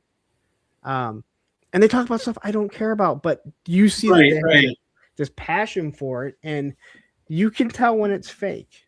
And like Joe Fest, you can go to Joe Fest and not spend a dime. Ed, don't say a goddamn word. Because Ed's like, yeah, I see how much you spent. If I go into Joe, I could buy everything I want to get at Joe Fest on that Friday. It's about hanging out there and seeing all these people. And now you've become friends. So it's like that once, like it has to be at least once a year. I have to go to that show because it is just a 5-day get together. People you might not see for another year. And that's absolutely what it becomes, right? Is that You there? Ben is silent.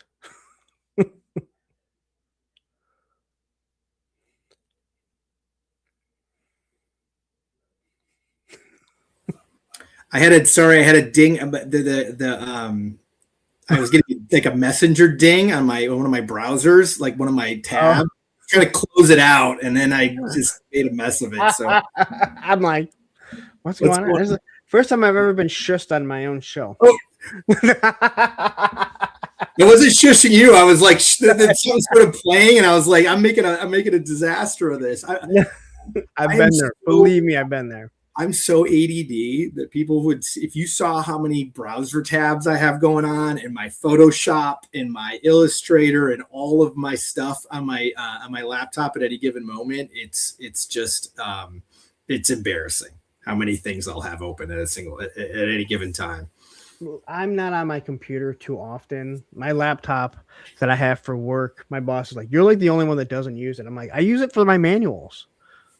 I use it for the manuals when I have to do the warranty work, stuff like that. But my laptop, my computer, my work laptop, everyone else uses it for their personal. I'm like, I don't use it. Like, it sits in my bag, it sits in my back of my vehicle. That's what I use it for. I use my phone for everything else, and then obviously use my desktop for my streams and everything. But I've seen people that have. I'll sit down at someone's computer to hook up their copier, and you're like, holy shit. Yeah, that's me. It's like 47, almost complete tasks going at a time. So all right. So you start going to Assembly Required, and now you're getting more into the community. You're getting to know people. When does it come into your mind that I would like to start a toy company? Well, I think before I said I wanted to start a toy company, I think that I really just wanted to make a really amazingly badass Roboskull. I mean, that was really the next, that was kind of the thought. So where does this Roboskull come? Because we're not over across the pond. So where is it that I saw it on the internet?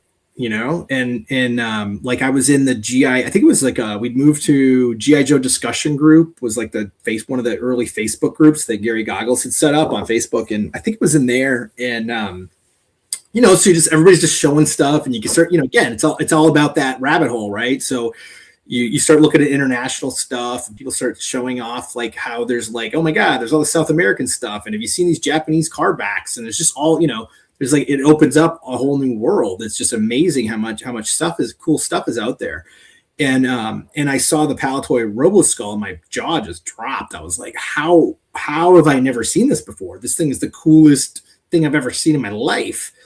And so I went, I had seen it, and then timing wise, it was actually my first Joe Con I went to. Because I had a bunch of, now I had a bunch of like online friends, and everybody was saying, you have to go to Joe Con. Joe Con is the show. They have the exclusives. And I wasn't buying those exclusives at that point, because those were like, those were expensive even when you bought them, right at the regular price. And they said, if you come to Joe Con, you'll never miss one. You'll never miss it again. And so in 2014, I went to Joe Con in Dallas, and they were absolutely, that's one of my moderators. Yeah. I take some on my own channel. So 2014 Joe Con was my first Joe Con, and that's where I picked up a Palatoy Roboskull from Aaron Dietrich, and that's when I met Aaron. So at his booth in Dallas. So you see this first online. Mm-hmm. And then you see one in person, and you're like, I want an updated version of this.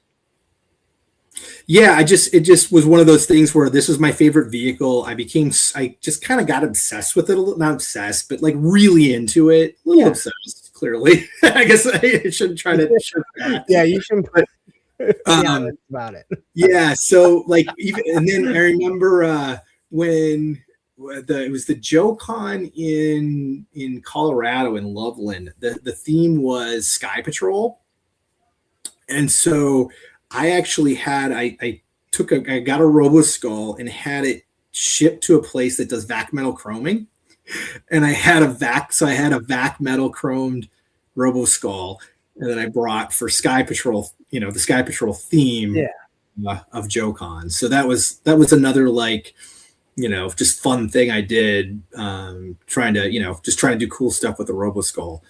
And then I just really thought it was one of those things that deserved to have, like, I wanted to see like a super updated, totally awesome, badass, kind of Pursuit of Cobra, upgraded, cool, Roboskull. So was there any research into seeing if Hasbro was ever had any? Research in this. Like, there's a lot. I mean, there's a whole rabbit hole you can go into as far as like, where does the who's got it, where did it go, who's, and then of course who's going to do something with it, which at the time, when I started thinking about this, there weren't any. This is pre-HasLab GI Joe 6-inch, vehicles and stuff like that. So it really was sort of the conventional wisdom that like the scale is too, it's not a great. It's big vehicles are not not the best thing to be coming out at that time. But what happened was a few different things. Like I wanted to have the original designer Bob Breakin involved with the project. So like finding out if that was something he was interested in was a big deal. And then, of course, I wanted to make sure that the name Roboskull is so awesome. So I want to make sure like we had trademark for Roboskull. And then I needed to have a factory. And at this point, I'd become friends with Dave Proctor, who I think a lot of people are familiar with Dave Proctor, but if you're not, he worked at Hasbro for many years. He led some of the G.I. Joe. He was a sculpt manager for, a lot of the G.I. Joe modern era stuff, did a lot of the cool sculpts. He actually, like my favorite modernized Storm Shadow when it came out was the one that came with the Renegades packaging, and it had like the Renegades outfit that could be swapped out for the one with had the really nice hand position, so he could hold the shuriken. You remember that one? Really, just he's a really talented guy, and he loves Storm Shadow. I love Storm Shadow, and we met. I think we met at one of the Joe Cons and became friends. And then he started. He was one of the co-founders of Boss Fight Studio. Anyways, I become friends, so I reached out to him. He was then doing, quality control and project management for a factory in China. And I just said, hey, Dave, like, I have this crazy idea. I think I can get the pieces in place. What do you think? And he was like, yeah, sounds cool. I'll do it if you really want to. And I was like, yeah, let's go. So you do own the trademark to Skeletron and Roboskull, correct? Right. Yeah. Yep. So that's all yours. So like, and obviously it's not the not the Palatoy, which Hasbro does. Hasbro does own the rights to all the Palatoy stuff. Am I correct? It's again, that's a longer conversation. There's that's a deeper conversation. I know it sounds like a simple yes or no on that one, but No, we were just talking about the Muppet Babies the other day and how no one really knows who owns the Muppet Babies. Disney doesn't own it, and there's Jim Henson. Like, and some of these things become complicated too. Like when we did the Battle Action Force reprints, right? Like there's multiple touchstones for for who owns what on the IP side. And so you got to navigate all that so that you can get in position to do the to make sure you're doing it the right way and get the stuff in this case printed out. And Brian Hickey's like way the guy to talk to about a lot of this stuff. Like he can rattle off all the facts about all that stuff like off the top of his head. And so he was really the linchpin on getting the Battle Action Force comic books reprinted because he navigated all of that stuff because it's one of the, again, passion project, right? Like he just loved it so much that he was able to, get everything that needed to happen put into place to get it done. And we're really, and Brian's a great friend, and we were really proud to be a part of that. Skeletron's really proud to be a part to team up with Brian to be able to get those books reprinted. You do a lot of teaming up, and I really do, and I really do like the way you interact and work with other people in the community. It's, again, and we're going to get in. I'm hoping that we'll get into some of this. So you own Skeletron, and again, it's not like you recreated the exact same Roboskull. It is a skull, and again, it's an all new. It's an all new design that's unabashedly a love letter to to what Bob did the first time around, and we love that that he wanted to be a part of it and was able to be a part of it, and we were able to pay tribute to a really awesome thing from 40 years ago that, and I think I think it was really gratifying, I guess I would say, that people feel like we did justice to it as well, right? That we were able to do something that's an all new design that is a love letter to the original Palatoy Roboskull. And people, new fans that have never heard of that thing or jumped on board and have Roboskulls and then people that grew up with it in the UK are also totally on board with it, which is really cool. Yeah, and again, like if you look at them side by side, you'd be like, okay, well, I see where the inspiration came from, but it's not like, oh, they did the same. It is just night and day. Because I'll be 100% honest with you, I think the original Roboskull is really ugly. Like, well, I see it and I'm like, all right. I mean, it's a skull that looks like a TIE fighter. I mean, I'm not. Yeah. It would have been cool as a kid, but I didn't know it as a kid, so I have no connection to it. Where I looked at what you guys did, and it's again, you guys did different face plates, you have the different colors, the wings. I mean, you put a lot of work into it, which everyone I know appreciates. Yeah, thanks, man. And that was kind of the point though, too, I think, is that a lot of the toys we grew up with, even going back to like that Storm Shadow that I said blew my hair back when I was, a little kid. But it was really the art that really did it. It was the Hector Garrido art that really drew me in. Right. Yeah. Like the figure itself is great, is amazing for 1984, but it's the nostalgia of that figure we come back to. Like there's better sculpts, better, definitively more badass versions of that character that have come out since then. And so I think that the opportunity, like the fact that we were able to do this crazy thing and pull it off and then be shocked that so many people, jumped on board in a way we weren't expecting to bring it to life was really awesome.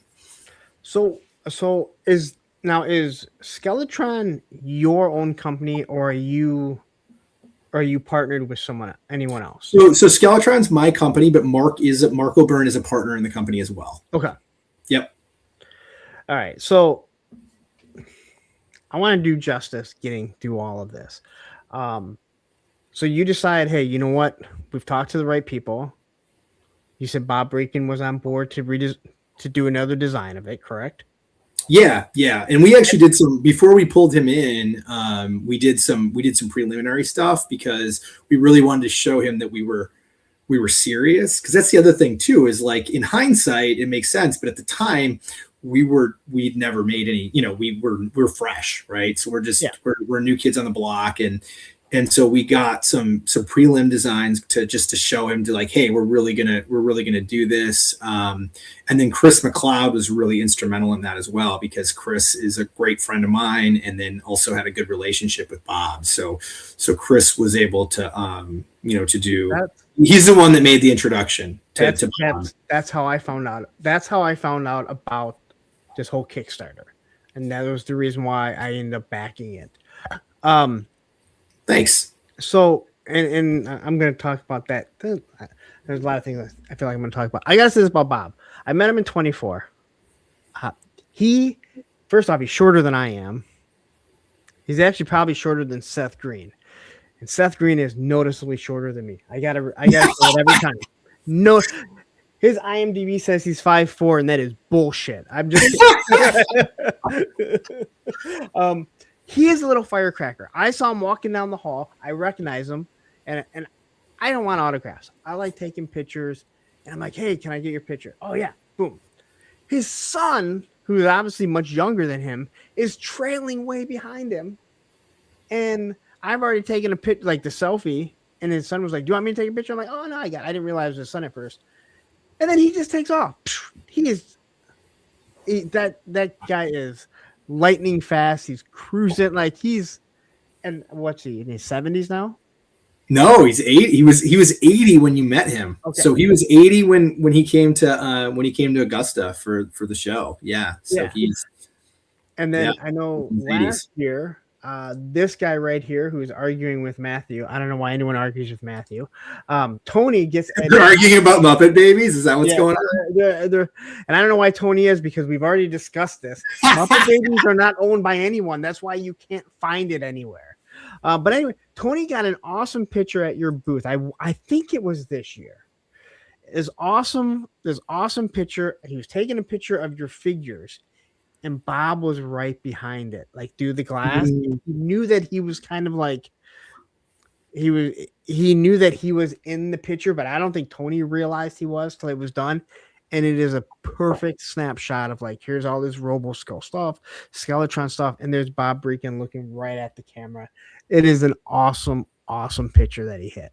But anyway, cool. That's awesome. So, yeah, Bob had an amazing time, and he had so much energy for everybody. And it was his first time to this when we brought him to the show. That was his first time ever coming to the U.S. So it was wow. Yeah, it was a really special trip for him. And he said before he came that he was going to be his one visit, and that he'd promised his wife he was, no matter how much fun he had, he was going to stay. He was not going to be able to come back. So he's like, this is it. This is my journey to the U.S. And he had the best time. So wait, so was it 24 then? Was he? It would have been 20. Well, I know it's 24. It would have been 24 because it wasn't last one. It wasn't the last. Okay, it wasn't the last. When Tony got it. I was thinking it was last year for some reason. Yeah. Either way, I'm literally trying not to watch these guys go at it with the Muppet Babies. And Ed, my other moderator, is like, "You guys need a timeout." It's just funny. So all right, so you decided to move forward with it. Now, was it just supposed to be the Roboskull, or did you have a plan that, hey, we're gonna name this Skeletron? The Roboskull is gonna be the vehicle. Eventually, I believe there's a Roboskull figure coming. I know there is because I already paid for it. The Skeletron figure, yes. I'm sorry, the Skeletron the finale, figure. The long-awaited finale, yes. Wait, are we done after that? No, I just mean the finale for what you're waiting for from okay. From a pre-order standpoint, yeah. Okay, I just want to make sure that's no, we got lots of stuff coming. We definitely have a lot coming. And I know you just introduced the Zolocon figure. Yeah. And again, we're gonna get into all that. So I remember hearing about the Roboskull when Chris McLeod kicked it off. Now I don't remember. I remember watching it, but you must have been on it, right? Well, we did. I mean, Chris did so many promos for it, and he's actually the voice on our Kickstarter video too. Yes. Like he was the one doing the voiceover. Because I mean, you can't beat a guy with a British accent, can you? As far as like Chris is, I had him on the show. It's the only time that I talked to him. Such a good guy. Like he really is that nice guy. He really is. Yeah, he's a sweetheart. He's a sweetheart of a man. Yeah, and again, there's a reason why I tell people, I'm like, if Chris McLeod tells you that it's not coming in G.I. Joe, it's probably not coming. Yeah, he's got the deets. Yeah, he's got the deets. He knows what's up. Wrong before, but so was everyone. Nobody bets 1,000. Yeah. So I remember I watched it. I got it on the backer kit, and this is one thing I want to say to you guys. I hate that you went in order because I did it on the backer kit, but you did it the right way. You hate that we did what? I hate that you sent them out. I hate that you sent them out in the order that people ordered them because I ordered it. Oh, but you did it the right way, and I wish like HasLabs and all of them would do it that way because it's like you should reward the first people that were in to back it to support. Yeah. It. Like I hate it because I didn't go in on it right away, but that's my own fault. I wish HasLabs and everyone else would do it the same way. Like, hey, I backed it. I was like, for the hits, like, I don't know, probably backer like 500. I should have been one of the first people to get it. This is just how it should be, right? Because you're the one that, so I love the fact that you guys did it that way, but I hate it for me because I didn't. Because then you had to wait longer than the other guys. No, I get it. Yeah. And for us, I think that there's always, different people have different. I mean, I can only imagine the distribution, the size of the distribution outfit that Hasbro has that probably would make something like doing that sequentially really, really difficult. And I think also, I don't think everybody always thinks of it, to maybe do it that way. But like, especially when everybody's been waiting so long, I think, I try really hard to be to like just be thoughtful and do things in the right and do things in a way where although we can't obviously our big thing is like we're late on on nearly everything, but that's that is what it is. So then the things I can control, I want to put I want to put as much thought into it as I can. So I appreciate that you notice that.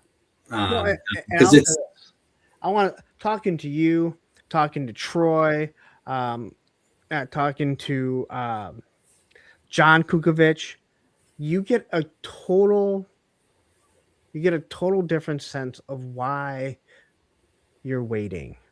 Talking to Ken and Steve, talk to Carson at Joe, you get a different feel of why it's taken so long for this product to come. Yeah, and I mean, everybody's has a different, everybody actually has a different set of circumstances, so it's definitely not the same for everybody. And I think, and that's. You mean you don't have that people don't, some nuance maybe people don't want to get it, don't understand or don't care. They just want their toys, and I get that. So, Delta 17 and Carson are different factories, so there's obviously different situations depending on your factory and the process and the bottlenecks that they have. That's something from a manufacturing standpoint, and just making anything, is that every company that you're working with is going to have a different set of strengths, a different set of weaknesses, different timelines, different things you've got to work with. So it's not a one size fits all.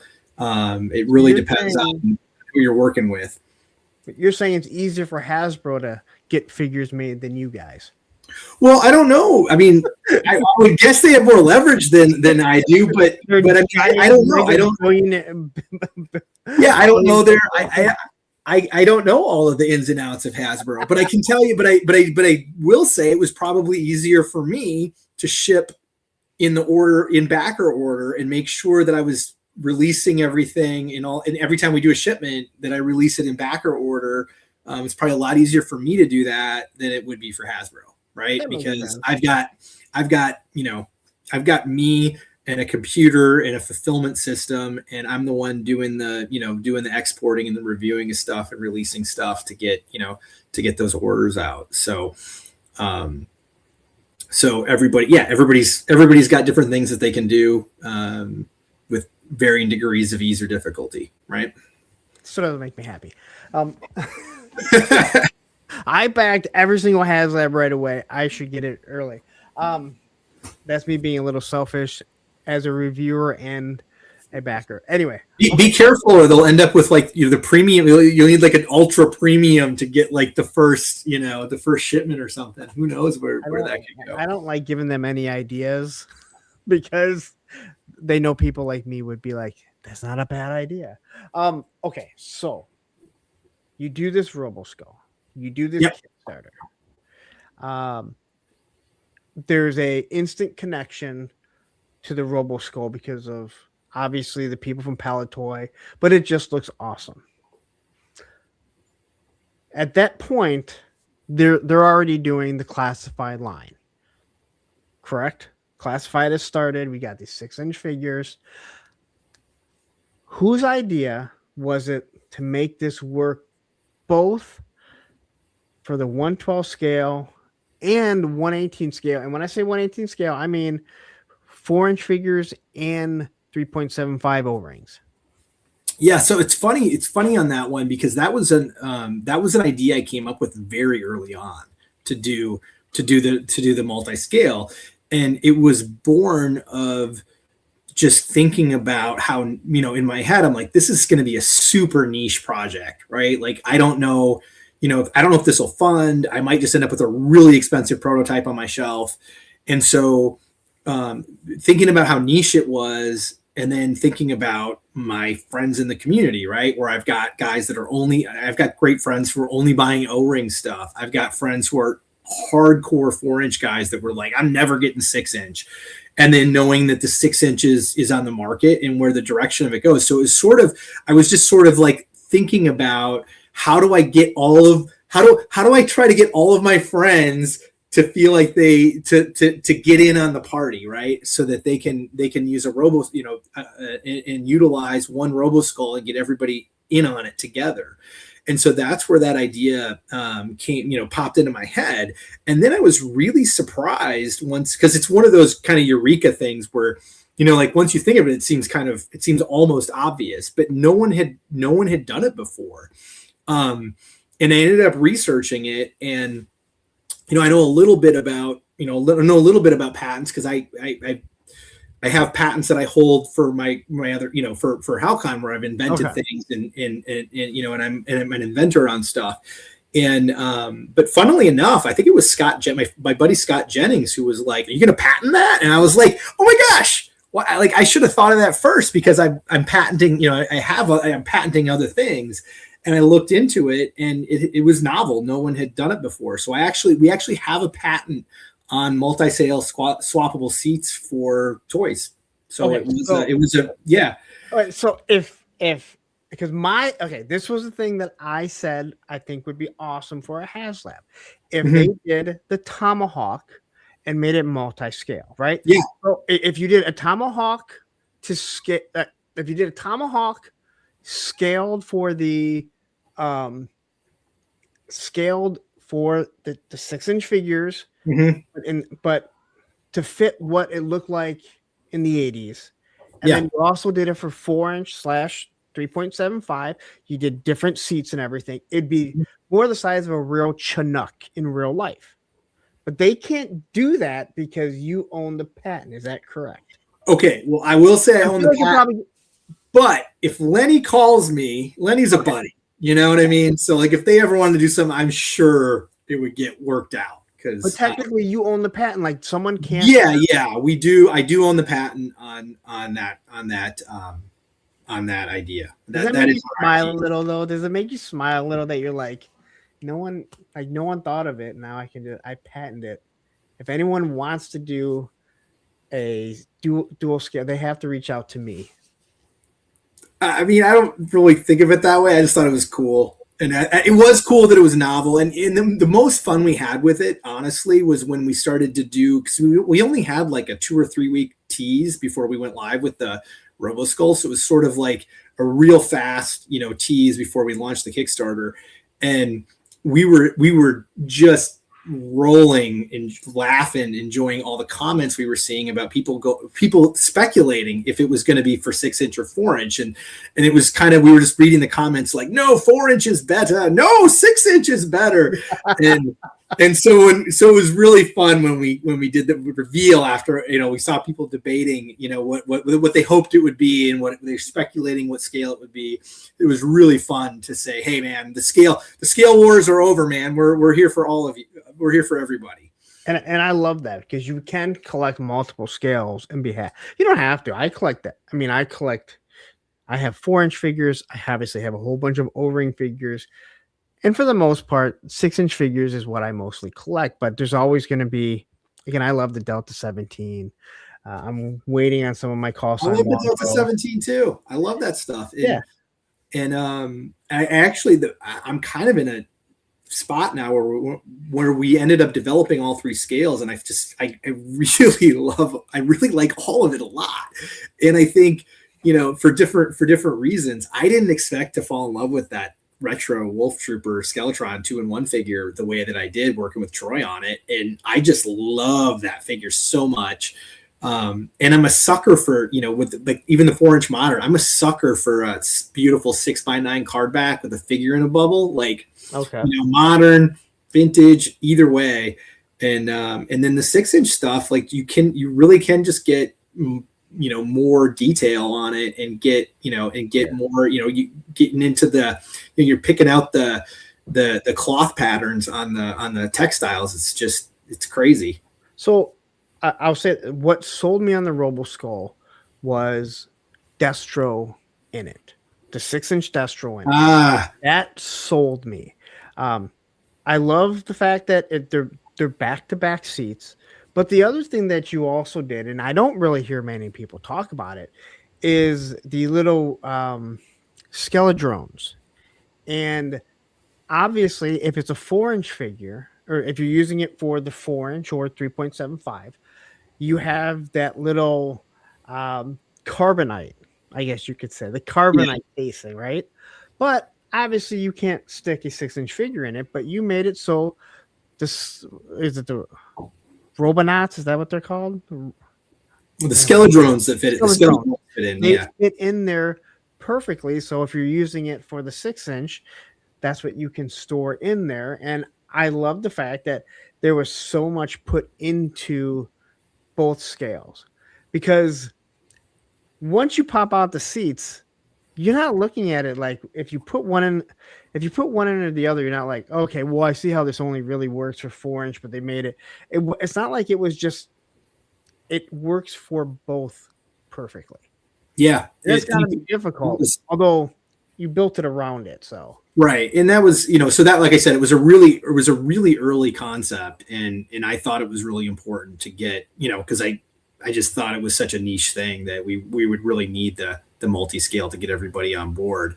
Hey, I got to give a shout out to Smog 17 on there too. I know you put the comment up, but right here.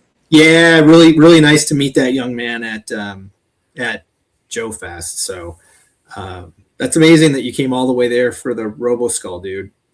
Really nice to meet you. Appreciate all the support.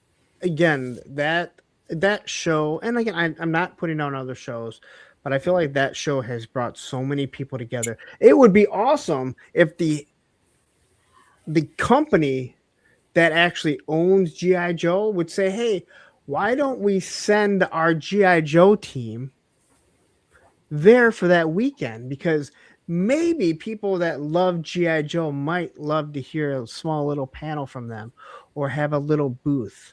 I know that the promoter says it is open for them anytime. He's awesome. Yeah.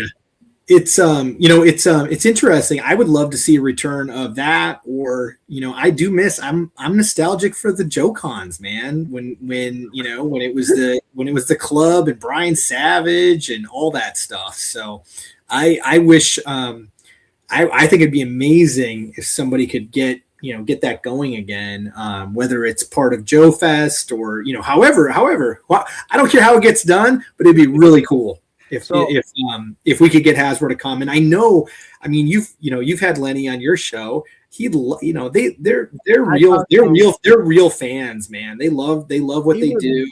He would love to, but I think that I think it is said, like, you can't go there because even if you went there on vacation, I think that Hasbro worries that people would corner him, and if it's not controlled by Hasbro, who knows not what would be said, but who might say certain things to him or different things like that. Yeah, I mean, I think it gets once you're a billion, multi-billion-dollar company, you end up with you end up with in-house counsel and a lot of risk-averse attorneys, and everything gets super complicated, and it's unfortunate, but it's not a huge surprise, because yes, of course Lenny would absolutely love to come, and a lot of the guys and gals on that team. So maybe someday. I still hold out hope that they'll get it. And I think it would be great. I would love for them to come too, because I think they get people act like jerks sometimes. Some people act like jerks on the internet, and most people just don't act that way in real life. And I think that they'll get a different sense of what they can get a different sense of, like, what, how much they're appreciated if they come to a show. So I really hope that they do someday, for their for everyone's sake, theirs included, because I think it'd be wonderful. I think they'd have a great time. So I do want to tell this story, and I told this to you at Assembly Required, and you're like, well, maybe that's not the best story to tell me, but I okay. I think I mentioned this before. So I would have never backed the Roboskull if I would have known all the classified vehicles that were coming. We didn't know if there was going to be classified vehicles other than, like, motorcycles. So I would have never backed it had I known that the Hiss was coming, the Vamp, the Stinger. And I know I told you this, and you kind of went, you really want to be telling me this? And I was like, come on, man. But had I not backed it, I would have regretted it, because it is really that good, and it really fits in on the Cobra side or on the Iron Grenadier side, however you want to look at it. It's truly one of those things, and there are other people making wonderful 6-inch vehicles. I just got the Ramen, I just got the Ramen van, right? And I've messed around with the Ramen van before. It is nice. It doesn't have the detail that the Roboskull does. The Roboskull detail in everything, the wings, the way it articulates, the stickers on the inside, the decals, everything, it matches up to HasLab quality. Thanks. Yeah, we're really proud of it. It turned out great. I'm super happy with it. It's one of those things that we really did just try to pull out all the stops. Again, this was a passion project where it was like, this is the thing that I want for myself. I'm going to make it as cool. I'm going to make it the coolest thing I can possibly make it. Not like I did it myself, because I would have never pulled it off by myself, but by pulling in a bunch of really super cool, talented people and working with them to make it the coolest possible thing we could. And we just really worked on that until we all looked at it and said, okay, we're ready to show this, So he says, my Mezco Destro appreciates his smooth ride, which you can see right there. And look at that. Yeah, I just realized it right as I pulled it up. Yeah. First off, that Mezco Destro is a great figure, and the fact that you can find them for like $50. If you don't have it, you need to pick it up. Like, you still find them for like $50, $45. Like, that Mezco Destro is awesome. I have the faceplate for it. I can't get myself to put the faceplate on it and leave it because it looks so good. But that faceplate is awesome to use, and you can have figures stand behind it firing. Oh, nice. That's what I use it for. The faceplate's super fun, but I agree with you. I'm like, so Mark was the one that wanted to do the faceplate, because he's like, it'll totally give you a whole new look. It's super fun. I'm like, I agree with all of that. I'm like, but I'm a skull guy.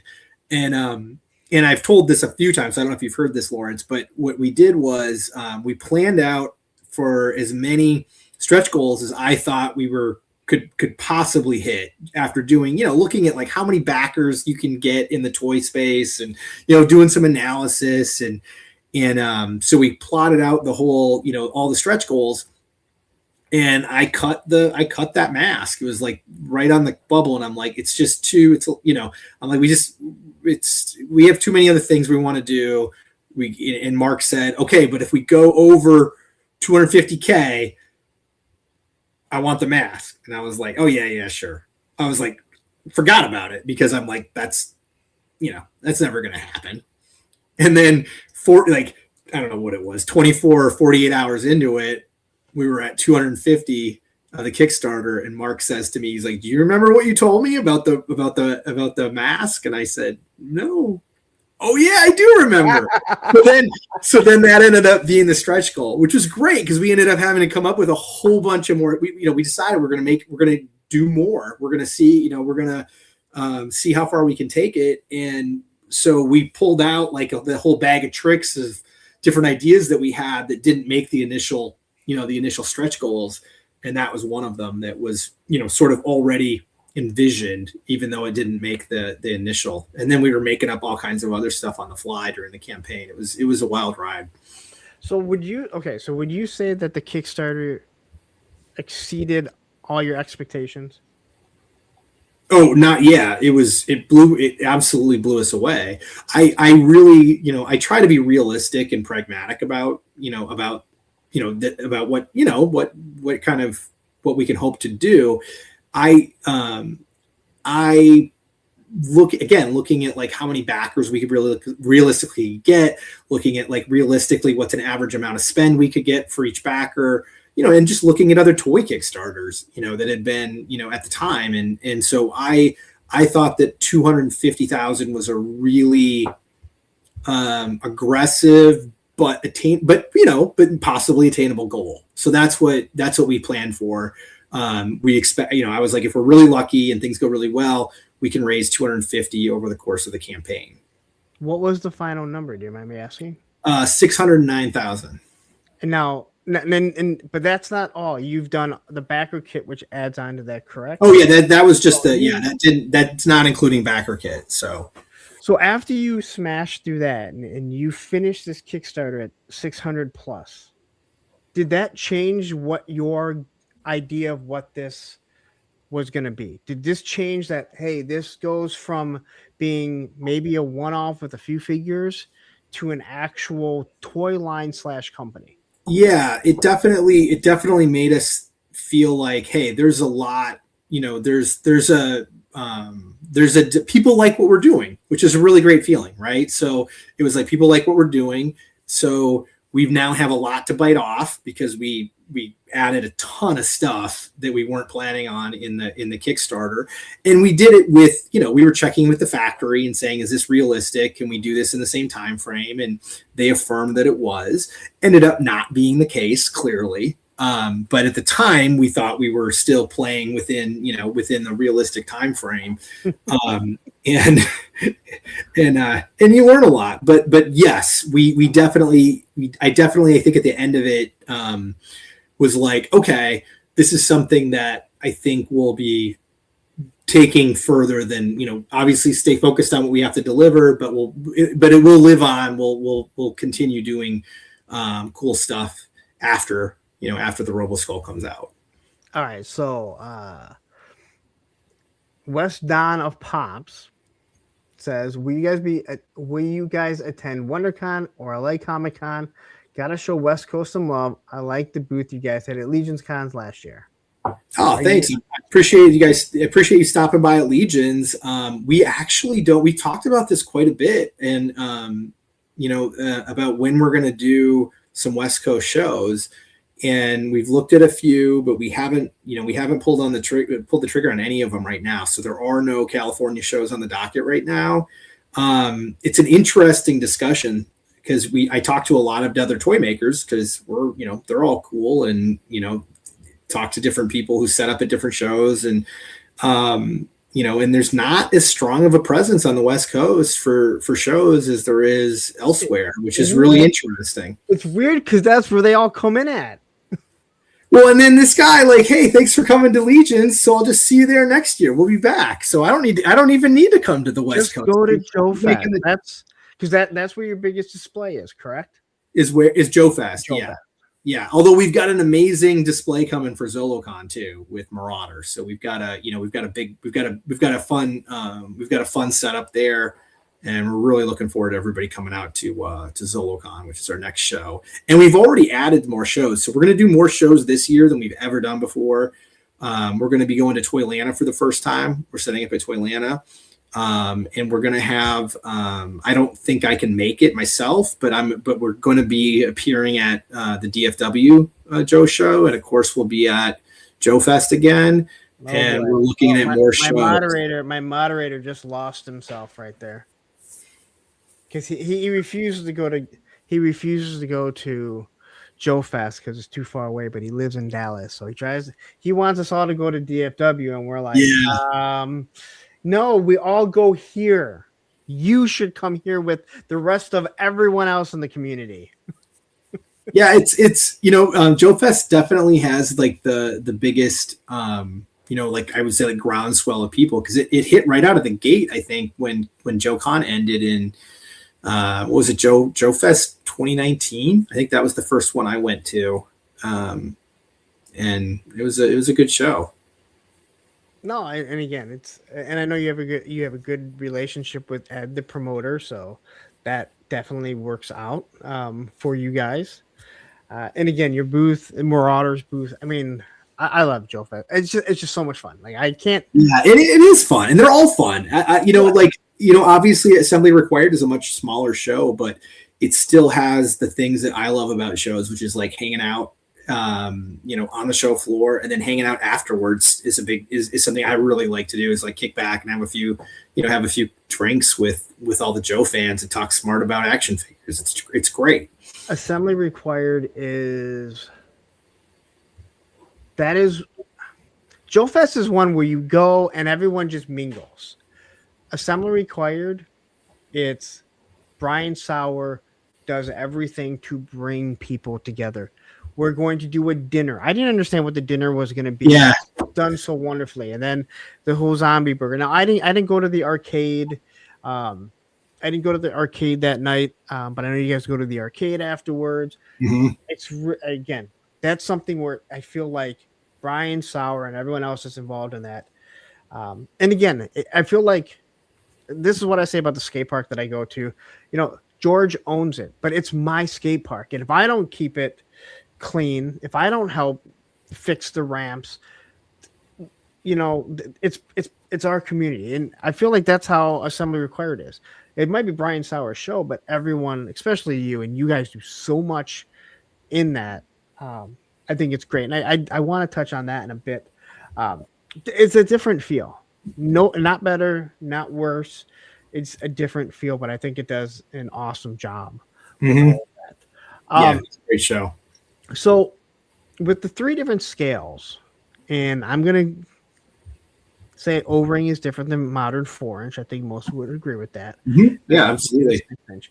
Do you think that it's too much? Because there's a lot of people that feel like they can't do multiple scales, including the creator of GI Joe, who feels like they can only do one. And I've said numerous times, hey, Hasbro wants to make millions, not thousands of dollars.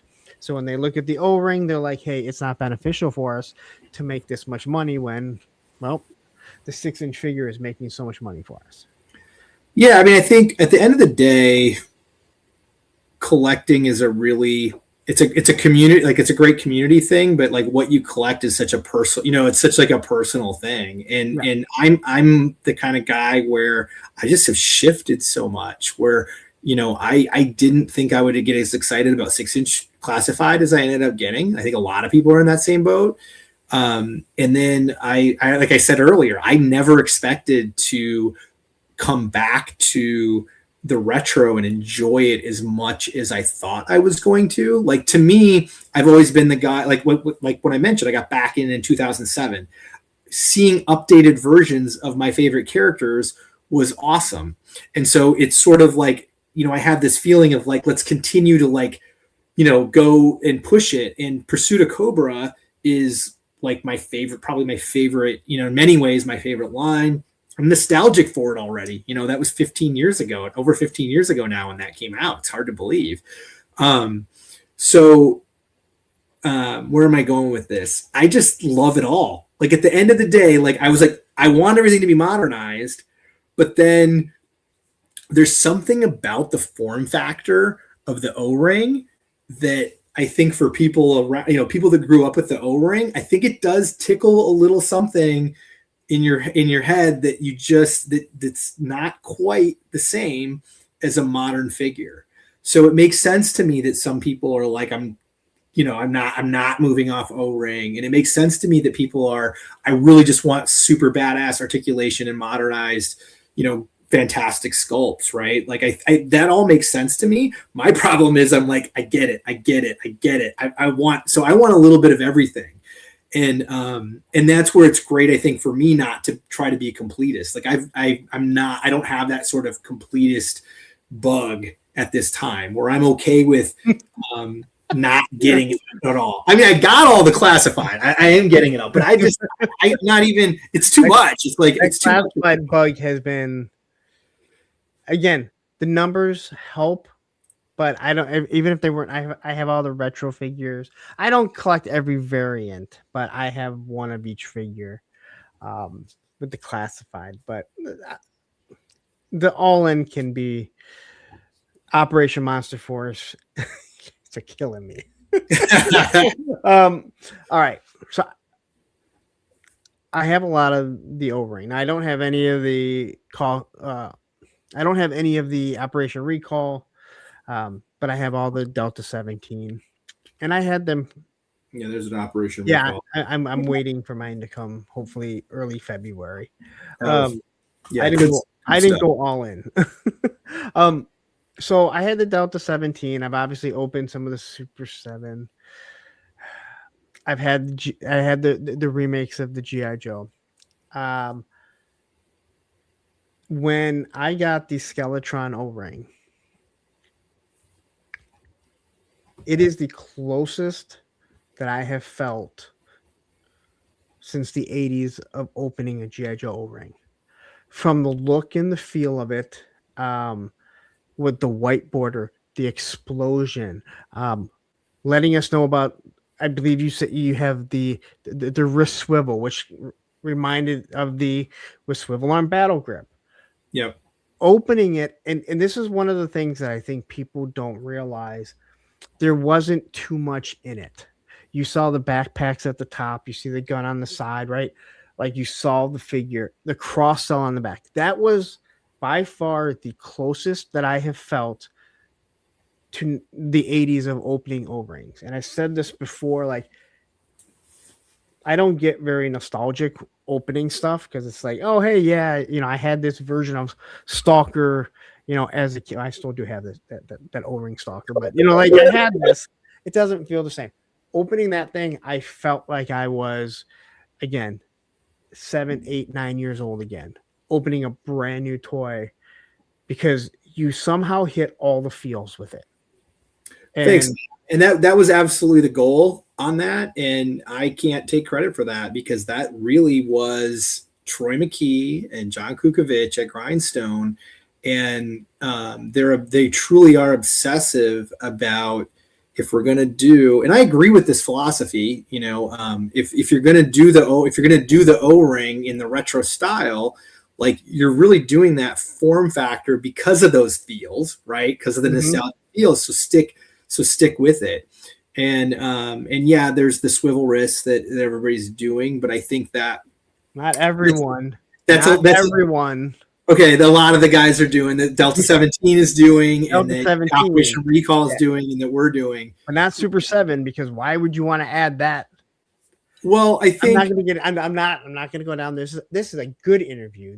Yeah. So I think that it's a slippery slope, though, right? Like, so it's like where is the line? And I think this is where you get into that. Like, where is the line where it's okay to take an O-ring figure and enhance it, and at what level do you cross over, and then it doesn't hit you in that way that it hit you as an O-ring figure? It's a fun philosophical conversation about how that works. And for me, packaging is such a really big part of like going back to being 5 years old and seeing the packaging on the pegs. So like for me, the nostalgia is tied up in not just the toy and playing in the sandbox, but in seeing that packaging.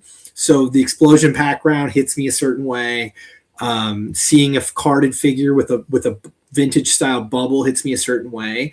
And we made really specific decisions, even on the packaging, where you get a little rattle.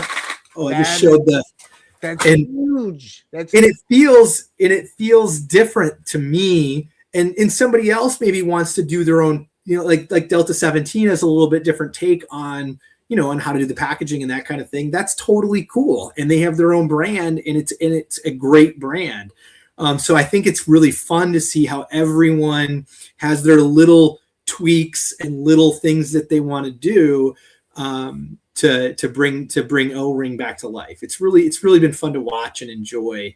And then also all those guys are great people, great collectors, great friends. So it's just fun. No, and I'm with everything. The rattle, like I think again, I'm not a fan of Super 7. I do think their appearance, their packaging is normally top notch, and the fact that you have a bubble that holds them in place so you can see it. But I'm gonna open it up. I'm not hanging them on the wall. That rattle is everything. Seeing the figure bounce around, like I'm going to open it. That's how it felt opening, in my opinion. And I've said before, the wrist swivel that would have been the progression of the real American hero. Like they would have had wrist articulation, and I think every O-ring should have it because it changes how you can pose a figure. Mm-hmm. You don't realize how bad the hand is just like this. As soon as you can shift it. Well, I can do all kinds of different things with it to make it look a little bit. You can only do so much with an O-ring. I think we all know that. Mm-hmm. But if I can make it look a little bit better and I don't break the aesthetics of it, awesome. That's the key. I think that's the line, right? If you can make the figure better with that wrist swivel, but aesthetically it's the same, it hits you in the same way when you see it, then I think that's a win. And I think that's why Troy, who again is he's a purist, when it comes to O-rings, and he was right from the get. I think he was planning to do that swivel wrist because it doesn't alter the aesthetic that we love. So, So I love those O-rings. And again, the stretch goal of including the O-ring in our campaign was really just, me drinking an IPA, talking smart with Troy. And I said, hey, I got this crazy idea. What if we like previewed your stuff in our campaign to get, again, it was all about that idea of like, how do we bring more people together around the Roboskull? And I was like, does that, and so we just had a really nice conversation. I'm like, do you want, what do you think? And he would right away was like, that sounds amazing. Let's get a jump start on it. So you're saying some independent companies can work nicely and well together? That is crazy. I think almost every independent toy company is got really great creative people who enjoy each other's company and help each other out. And it's a great community. I found the same, almost without exception. I found that the toy makers are just the same cool people that the toy collectors are. They're the same people. I mean, that's why a lot of these guys are there, is because they're collectors that let their hobbies get out of, that are more talented than I am, and let their hobbies get out of control. So there's so many awesome people, and like we were all talking to each other, and it's been fun to just like meet new people and have so many great friends and expand that kind of family within the toy collector community.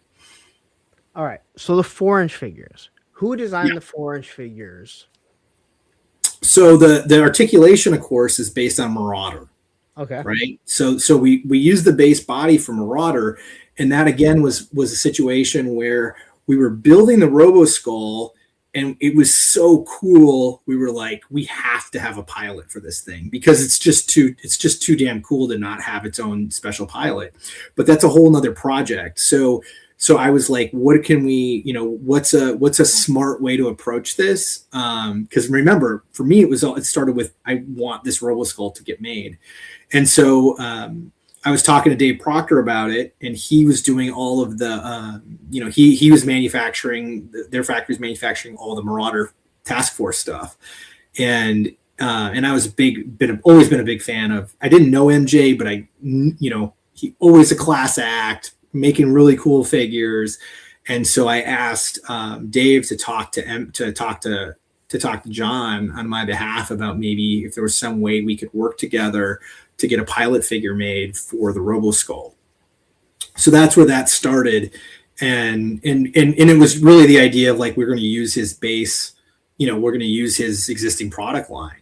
So we actually did some mock-ups of us using existing tooling from Marauder to create a pilot, and like using some base bodies with some newly tooled things. And we kept, we had some really cool things, but we were putting it next to the Roboskull, and we're just like, the Roboskull was sort of out awesoming, what we could do with the existing tooling, just because the Marauder stuff wasn't as space agey as the Roboskull. So it just wasn't, the sculpts were great, but they didn't feel like the right fit for a Roboskull pilot. So it was awesome because we got John to agree to let us to use his system, so we could use the Marauder system and not have to develop our own character, our own action figure system. And then Troy McKee did a lot of the design work on it. And it also was a collaborative effort too. I mean, Mark does a lot of design work. And then I jump in and, add a little thing here or there. So it really is a collaborative kind of process. And then we had Fred Axon from Boss Fight Studio did a lot of the sculpting on that figure. So yeah. So again, like anything, it's just a lot of people involved to get to to get to the final product. So then what about the 6-inch scale figures? So what we did for that was we took the 4-inch figures came first. So then we took that, we took those sculpts, and then a lot of that, we added a lot of texture to it. We changed up the articulation. Mark O'Byrne he's an articulation obsessive kind of a guy, and he also really gets into all of the like I was talking about, the textiles and like the patterns and the detail and all that extra sculpt that you can get out of a 6-inch figure that doesn't really show up so well in a 4-inch scale. So we just went through it, really went through the whole sculpt again completely to get it so that it would have all of the all the extra detailing that we could achieve from upscaling it to 6-inch. So a lot of people involved. Corey did a lot of work on it too.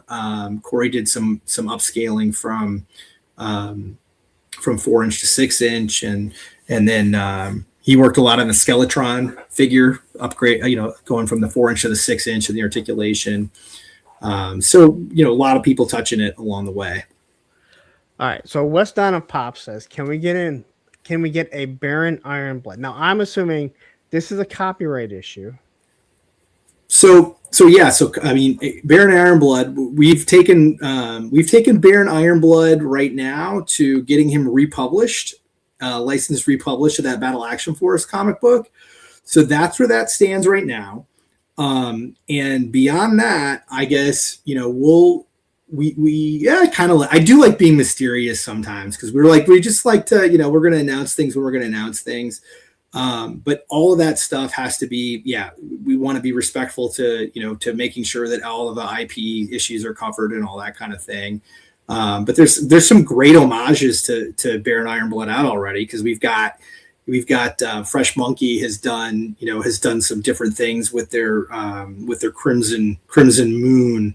Pretty much, if you buy the whole Crimson Moon, and you can do the swapperoos. So there's some. So I think if you want a 6-inch or even a 4-inch kind of traditional Baron Ironblood, that one has certainly been produced by, you can get one from the Fresh Monkey folks. I think it's out. It's like, is it out yet, or is it? I don't remember exactly where it is in the.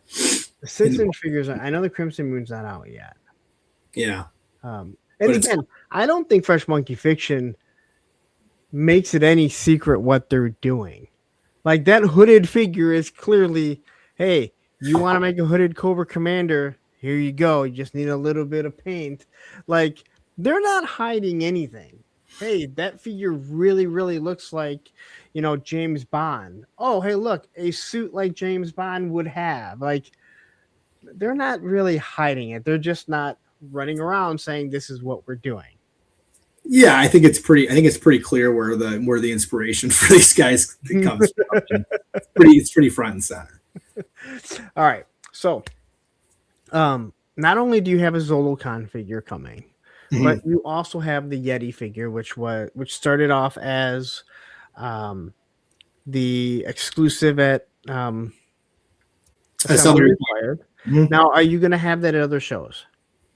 Yes. So here's what's happening with the Yeti. We have Yeti, an unmasked hardback Yeti, which premiered at Assembly Required. That unmasked version is also going to be at Zolocon and at future shows that we attend. In addition to that, we have a different card back that's the mask that shows the really badass Yeti mask. And so that masked version of the card back is actually going to be online sometime after Zolocon. So we're going to have that. We're going to have both versions at Zolocon, and then the masked version is going to be on Skeletron.com. So because we don't want to have to, have people that can't make it to any of the shows, struggle to get a version, to get Yeti. And it's the same figure. It's just a cool variant card back that we're going to have at the conventions, which I feel is really appropriate because me and everybody basically met Aaron at shows. So I thought it was a fitting tribute to him to have an unmasked card back for our convention run this year. And then once we're done with the conventions at the end of the year, if we have any of those unmasked ones still available, we will put those up at the end of the year as well. So it's a fun way for somebody to get a variant of a card back. But everybody's going to get a shot for sure to buy both the Yeti and our Zargonaut figure that we just announced earlier this week on Skeletron.com. Right after, shortly. I don't have a date on it, but it'll come short, not too long after we return from ZoloCon. All right, so the ZoloCon exclusive is also going to be available online, or I can just wait to Joe Fest to get it. Or you can wait till, or you can. I'm sure. I believe you'll be able to wait. I think we'll have enough to go around and make it to Joe Fest. You can put one aside for me. Yeah, and we did have a question, I think, on the yeah, we'll set one aside. We got you, but it's going to be on the website. So both of those, and we wanted to do. We knew we had the retro coming for everybody, the retro Yeti after ZoloCon, and we just thought it was a great opportunity for retro fans to be able to buy two retro figures at once. On the website and at the shows. So we're excited to get two retro figures out. I did see a question in the comments about our retro Wolf Trooper 2-in-1 with Skeletron a while back, asking if we were going to be reissuing that one because it's sold out. And the answer to that is no. So that figure, we did that run. We had a couple of variant card backs on it. All of the versions of that retro Wolf Trooper are sold out now, and we're not going to be, that's a figure we're not going to revisit at this point. I do think if you're at a show and you need one, we do have a very small amount from our convention stock that will probably make it to the shows. So we might have a few over the course of the next couple shows, but they won't be returning. So okay. that figure is, it's gone. All right, so I got to ask you, on the back of your 6-inch figures, you have, I think, 2 figures that are kind of like grayed out. Yeah. Now, I think that people have figured out one comes with the poster. Like there's a skeleton. Yeah. There's a trooper that people saw that was it was part of the Kickstarter exclusive card set that came to Kickstarter backers. Yeah. So is it safe to say that might be one of the 6-inch figures coming? I think that's that's an interesting theory. Okay. And I'm having too much fun just being mysterious. But yeah, I mean, and here's the thing: we want to make a ton of figures in all 3 formats too. So it's fun for us to, do a little, get an O-ring guy to get this first, and then maybe a 6-inch, and then a 4-inch, and mix, keep it kind of mixed up as far as like what's coming out when at different scales. So I think that's going to be a fun, fun way for us to continue to like reveal different things for different scales at different times. So can we say that there's a possibility that the Yeti in its very bright colors might also be coming to the 6-inch? Because you said it is a weapons supplier, which I think it is great. I think it is great what Fresh Monkey Fiction has done with Gridiron and saying, hey, this is Commander Gridiron. He's their weapons supplier. So he's their Destro. He's literally making their weapons. You've made, you've made this Yeti figure. You've called them the weapons supplier. Is it safe to say the ZoloCon exclusive and the Assembly Required exclusive that you could envision seeing them in 6-inch form also? I mean, I can sort of I think a lot of people can. It's our most asked question is, I think right now is are we going to get Yeti in 6-inch? That's sort of been the question we've been asked. We haven't answered yet. That's the question. Well, I think, I'll say this. I think Yeti is an amazingly cool figure. I think I love everything about his design. Obviously he's got sentimental value to a lot of us, but Chris Scott, the mask that he designed to make this figure, I just think that Yeti is so cool. So I love that. I love the design. I love everything about the figure, and so it'd be kind of a shame if it just ended with the one figure. And I'll say that there is a Snowcat coming to Classified. There's an Arctic Hiss. I feel like the Yeti might just fit in perfectly Yeah. with those. Yeah. I can't disagree. No, and you know what? West Donna Pops, you're absolutely right. Gotta save some tricks, but you have to ask these questions. I really don't expect you to. You, I know that you don't like to just reveal stuff, and you shouldn't. That's why I'm not that person. I'm not one of those people that are like, hey, I want to have you on. You want to reveal something, and when you say no, I'm not ready to, and be like, well, then we'll just hold off. No.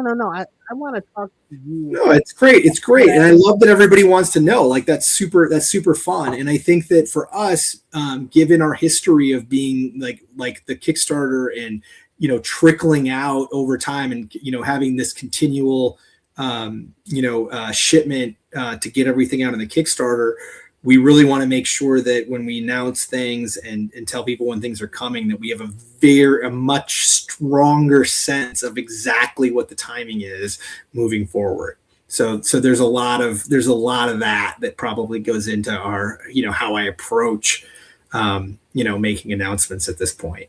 As Stu Lunch said, that would be telling. We want information.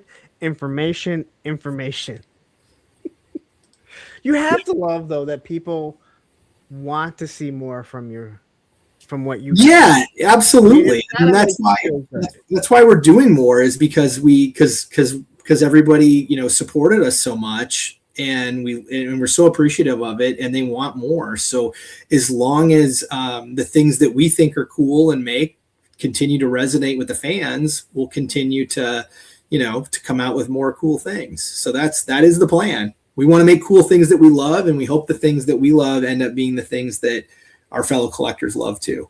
And you've done a good job to make the 6-inch figures fit in with the classified figures, or a lot of the Operation Monster Force Big Bad Workshop stuff. Yeah, it can work in, especially with the Crimson Moon, right? Like that is meant to go perfectly with the Roboskull, if that's how you want it to be. If you want to harken back and be like, hey, this is my pallet toy now in 6-inch form, these two companies are giving you everything that you need, and then you can grow upon that. Which isn't that what we wanted for GI Joe? Like, we want more stuff. We want to you got more stuff for GI Joe. So much stuff. Yeah. Yeah. But again, so now we can world build onto Skeletron and Operation Monster Force and everything that Big Bad Workshop, who, they're by far going to be like the second biggest 6-inch line soon. the way that they're going, well, maybe the third behind Mattel, but man, the way that they're doing stuff and just pumping stuff out, it's going to be crazy. Yeah, there's a lot of great stuff out there, no doubt. All right, so I need you to. Hey, what's up? What's up, Ryan? Dreadnought Ryan. Yeah, big supporter from the beginning. Appreciate all that support, Ryan. This is what Ryan has to say. We're talking about frickin' toys here. They're toys. That's when Ryan gets mad that there's drama. We're talking about toys. We're talking about toys. All right, so the 6-inch figures are pretty much just scaled up versions from the 4-inch figures. People keep asking on the backpack, what are the holes for? So it's funny because the 4-inch has the same exact holes, and they're cross compatible with all the Marauder port holes that are on all the Marauder figures. So what we did was we thought, well, we're doing, if we're going to do 6-inch, then this is a great opportunity.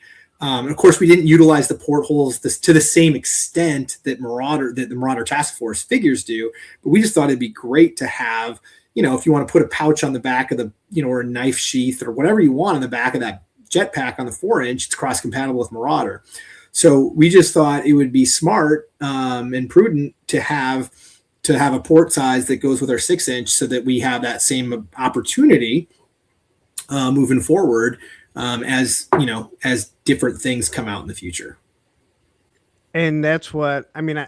I didn't know what those were on the 4-inch figures, because I don't have any of the Marauder stuff. And someone said, "Oh, sure." So when I saw the 6-inch, I realized they were literally just scaled up. Yeah. And so when people ask, I'm like, that was on the 4-inch. They literally just scaled up everything. But I know there hasn't been anything for you to port into it. So I think it confuses people. Yeah, I get it. And so the other thing about those ports is like even the for customizers, if you were to try to take off like the like that holster piece on the Wolf Trooper, you know, if you peel that off on the thigh, so that porthole there, you know, it's glued in because we didn't want the bits to like just fall apart. But that port side on that thigh is the same as the one in the backpack. And so again, so like it's just trying to build a system, you know, trying to think ahead and make sure we've got a system in place that can be utilized in the future, and then be backwards compatible with the first figures that we came out with in 6-inch. No, and that's really smart to look at it that way. All right, so I got a few more questions. I know you said, hey, maybe 2 hours. I told you 3 hours. We're over time. All right, so this didn't dawn on me, and it almost kind of makes me mad because I absolutely loved this show, but it got pointed out, and I'm like, how did I not see this? When you designed the Roboskull figures, did you have the TV show V in mind? Oh my God, they look just like it.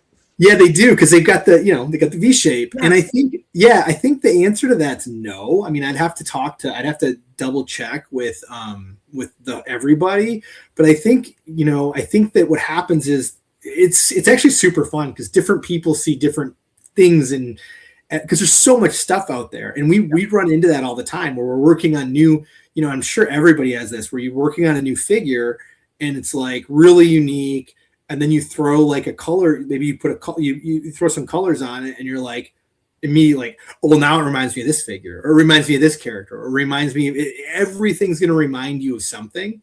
So I think there's a lot of different references that get referenced for those Wolf Troopers, and V is one of them. I know that the Gyrewolf color scheme, the black and silver, people are like, oh my gosh, it looks just like a Cylon for Battlestar Galactica. And it absolutely, when you put them side by side, it's like, oh my gosh, totally. I can see it.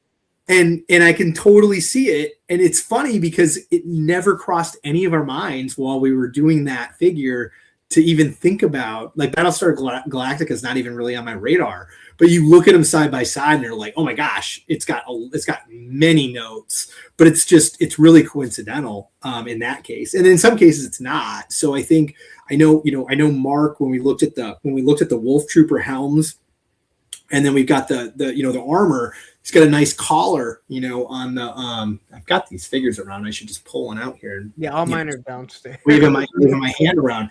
But the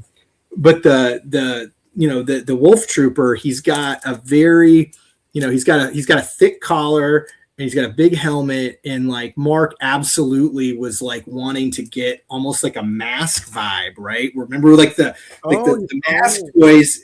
Of course, it was one piece, right? So you had the mask, and you had the big shoulders, and the thing, and so there's a little bit of there's a little bit of that in there too. But I don't think everybody. I'm not going to be able to see that now. Like, yeah, I'm fully seeing the way it goes down in the V shape, and I'm like, holy shit. So there's a lot of different, there's a lot of different, maybe deliberate and maybe sort of like coincidental or even subconscious things. I think that goes into anybody's designs. It's a big mix of a lot of different things, which is fun though. I love that. Like people were saying, people saw the Zargonaut figure we showed earlier this week, and I saw a comment. Somebody said it was looked like Blacktron from Lego, and I'm like, Blacktron from Lego, and I look it up, and I'm like, oh yeah, I remember that now. Like it's just fun to see what notes get kind of light things up for different people. All right, so I'm gonna see if you can see this. This is the picture that Tony sent with Bob Breakin. Oh yeah. I see it. Yep. My camera doesn't pick up things very well. It doesn't pick up the phone very well. I'll send it to you later. Or Tony's probably already sent it to you. He seems extremely happy about it right now. Yeah, I feel like I've seen it. I definitely have seen it. I mean, you probably, I don't know. Tony's not too savvy when it comes to tagging people and stuff. So, all right. I think we've really touched on the whole Skeletron. It sounds like you have things coming down. Is Corey still working with you guys? I know. Yeah, so He's Corey, at the Hasbro, right? yeah, so Corey's working on a bunch of different stuff. So he's working with multiple companies right now. So he's and actually I don't think I don't know what's public and private information. So No, I just you don't have to. I'll just leave it at that. But yeah, we love Corey, and we're going to continue to do. I expect we continue to work with Corey a lot, and he's working with other companies. I don't think that's a secret, but it'd be up to him to kind of tell you what he's been up to. I'm sure he'll tell you next time you have a few drinks with him at the show. Well, I don't drink, so I just watch him. Oh, okay, so when he's having some drinks with you at the show. All right, so we're gonna hit a few things. I'm gonna let you go. Delta 17 has this really, really, really cool robot type vehicle / and I don't know what it is. Ken, what the hell is it called? It's the Hailstorm. The Hailstorm. Yeah. Can you guys work together? Oh, for sure, we can work together. I talked to Stephen, Ken, and the Skeletron crew. We're all really great friends, and we talk to each other on a very regular basis. So I think that as far as what the future holds, I think it's going to be super fun to figure out like how we can do things together when it makes sense to do. When it makes sense to do together. May do something awesome. Like we don't have to force anything, but I think there's going to be enough opportunities that present themselves over time just because we talk all the time. So because I think that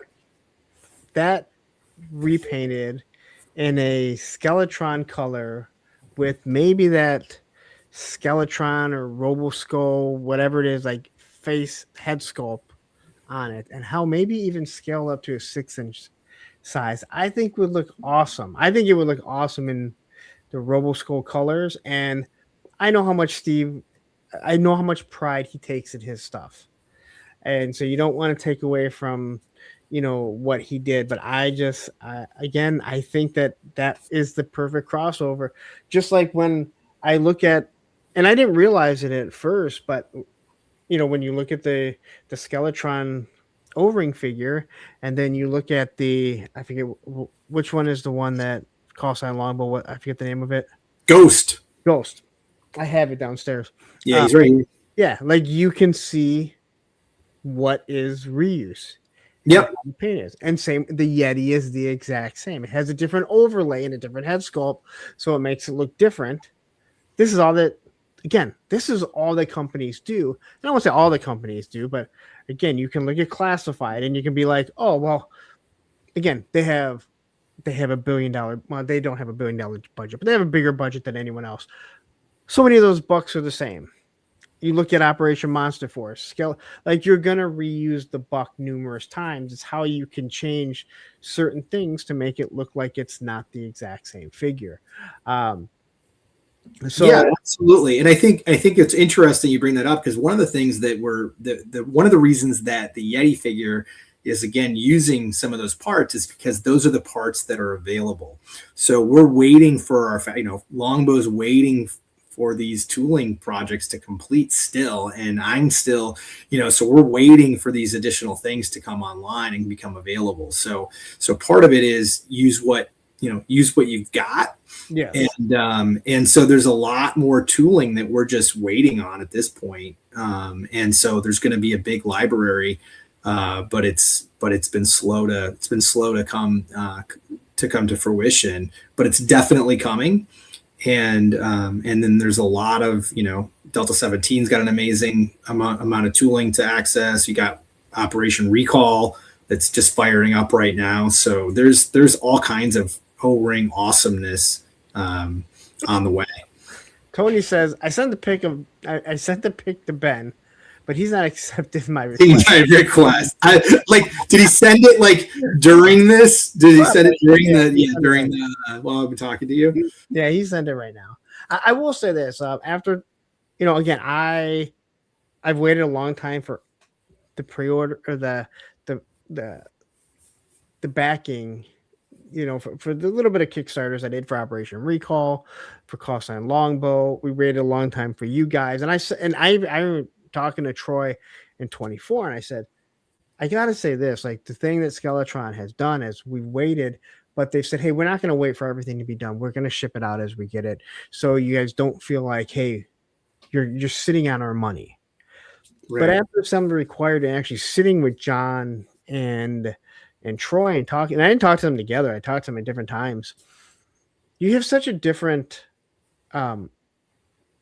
I have such a different understanding, and again, I can only understand so much in a little bit of time I talk, to how frustrated they are, but also the reasons why it's taken so long and why they haven't moved on to do different things. And when you actually talk to somebody and you can tell that, hey, you're not BSing me, you are giving me honest answers and the reasons why you're doing the things you are, it makes you have a completely different feel of like, hey, now I kind of feel bad for being aggravated after waiting 3+ years. Because you think, why should it take 3+ years to get O-rings? But then again, when you start realizing and you talk to other people, and this is what happens when you get to know people in the industry, like some of these factories just seem to, I'll say it, dick you guys around and kind of take your time getting certain things done. And again, I've talked to more than enough people, more than enough independent companies, the owners, to get a feel, and you understand it's like, all right, well, this kind of makes sense because Carson's done numerous Kickstarters, yet this is probably the one that's taken the longest to get done. And it's like, he clearly knows how to do it. He clearly knows how to back things and, and give people what was promised. Yet this has taken so long. And I don't think anyone is sitting there, and you can go back and look at BBTS and the whole Operation Monster Force stuff, and you're like, they don't want to sit on this. It's not like they're sitting on all their product and being like, we're just going to sit on all this product in our warehouse. No, they want to get it in and get it out as fast as possible. Yeah, and Troy and Troy and John, I'm glad you had a chance to talk with them because they're doing, they've done all the work. They've done everything on the front end. They got their, the work that they needed to do has been done for, it's been done for a long time. Yeah. And so that's why, you use the word frustrated, and it can be hard to, when you feel like there's nothing more you can do, and you haven't delivered yet. Right. And everyone feels that when you do a Kickstarter, it's like, hey, we owe people this stuff. And for me, it's been it's easily the most difficult part has been being late, has been the hardest thing for me and for Mark and everybody involved with the project, because we take that very, very seriously, and we think about it every day. So getting that fulfillment is a really, it's front and center for everybody's mind. And we're doing everything that we can do. Troy, the Call Sign Longbow guys have done everything that they can do. And, and right down the list, there's other people that are simply in a waiting mode right now. And it's also very fair for the people that backed it to say, hey, this is the projection you gave and you're late. And, sometimes, people expect to be a little late, but like we're very late on some of our products. So it's also fair for people to say, this is too late. And I get that too. And that's the part where it's, where it's hard because we've done everything we can do, and yet we're still very, very late. And that's just that's the reality of the situation. And being open and honest, sending out the emails, letting people know that says a lot. And I know with you, like, I could not figure out what I fucking ordered. I'm like, I ordered a whole bunch of shit. And when I emailed, I sent Skeletron asking where I could find it. You personally emailed me because you knew exactly who I was, which means it means a lot. It's like you're in the community and you're like, all right, I know who he is. And you went, and I got to say, I looked at it and went, what? I'm like, I didn't. And then I had to think back. I'm like, oh, I did order more stuff that I did. Well, I'm glad you He's felt. gone. Don't care. I'm glad you felt. I'm glad you felt special. I got back to you personally, but I'll tell you the truth. If you email us about any of that stuff, anybody does at any time, there's a very, very likely chance that you'll be hearing back from me directly, because I like to make sure that I know what's going on and that I'm able to communicate with everyone who's supported us. But that's what I'm saying. Like, I felt special because you knew who I was. The fact is, everyone should feel that way. And I think you do a good job of making everyone feel that way. And it's a testament to, again, like, I'm not trying to say I'm special. It's you made it a person. Like, again, I messaged you on Instagram. Then you personally sent me the email because you knew who I was. And that says a lot, because it's like, okay, you remember talking to me. You know, Bill from Fresh Monkey Fiction, we had a conversation and he asked me about some stuff that happened. I was like, oh, that's right. We had a conversation. But even I forget, like, all the people have I'm like, oh, wait, we had a personal conversation going back and forth when I was getting these copyright strikes against me from someone that doesn't even exist, you know? So Bill's a great guy, and we're, you know, it's genuine. We really genuinely appreciate everyone who supported us, because we wouldn't be doing this otherwise. You know, this was a really awesome experiment where, you know, we brought something out and we're hoping people would like it, and everybody's, so, you know, a huge group of the community supported us, and we're very grateful for that. No. Okay. And I know we've spent 3 hours, but and this is, we'll kind of wrap it up here. We talked about assembly required. And I know you said it means a lot to you. That was your first show. You always make sure it's such a small show, and you think like, wow, like you guys are doing huge things. You look at Joe Fest, but you're like, I'm always going to come here. But it's not that you go there. The stuff that you do to sponsor, to make sure that Saturday is free for everyone, but the stuff that you do for the kids, the coloring contest, giving Roboskulls away, the adult coloring contest. Can you just kind of explain to everyone why you feel the need to do this? Because other shows really aren't doing it. I see like little Comic-Con shows that do stuff and they give a few things away. You're giving like Roboskulls away. You give like I think a special edition this year, but you specifically make sure that, and assembly required in general, Brian Sauer, you know, they all do it too, with the whole like bingo searching for stuff. Like, what is the reason that you do this for? It's really just an extension. I'm just doing an extension of the positive energy that was brought, you know, that I got when I went to my first show there, right? And Brian Sauer is the one, and the other people that work with him, like Travis Weber and Chad Baker and Steve Kelting, who's the guy that got me to go down there for the first time. So those guys are the guys that really, like, I didn't do that. I didn't make this a kid-friendly show. Like, that's what they did. And they made it really cool. And they're the ones that put so much energy into, you know, like, let's have the kids go around and ask a question to all the vendors, and they can check things. They can do a sticker book, and they can get a prize at the end of the day. Like, how amazing is that? Like, what a great idea that is. And that's not me. That's those guys that put on that show are really, just really, well, they're really talented. That's the thing too. Like, Brian's a super talented guy. He does all the amazing artwork you see on the walls. Like, he's just really creative guy. He's super talented, and he's got really good people helping him. And so for me, it's just a natural extension of my appreciation for that show to do those things. And, you know, it was really funny, actually. The first show when I went down there, the posters blew me away, because Brian had his own, he owned his own creative, his own ad agency in Des Moines, Brian Sauer. Oh, I didn't know that. Yeah. He's a super creative guy. And he had these amazing posters. And I said to Brian, I said, I want the poster for the show. I want all these posters, because he had like these great different, like a variety of posters. He's like, those aren't for sale. And I'm like, Brian, these are so cool. These are so well done. Like, I want to take the posters home with me. So I talked him into buying the posters off of AR when I went to AR1. And then that kind of grew into like where they started selling the swag, then the AR swag, and doing buttons and all kinds of things to help prop up the, to help raise money for the show. So, but it really comes back to just Brian being immensely talented and a creative guy.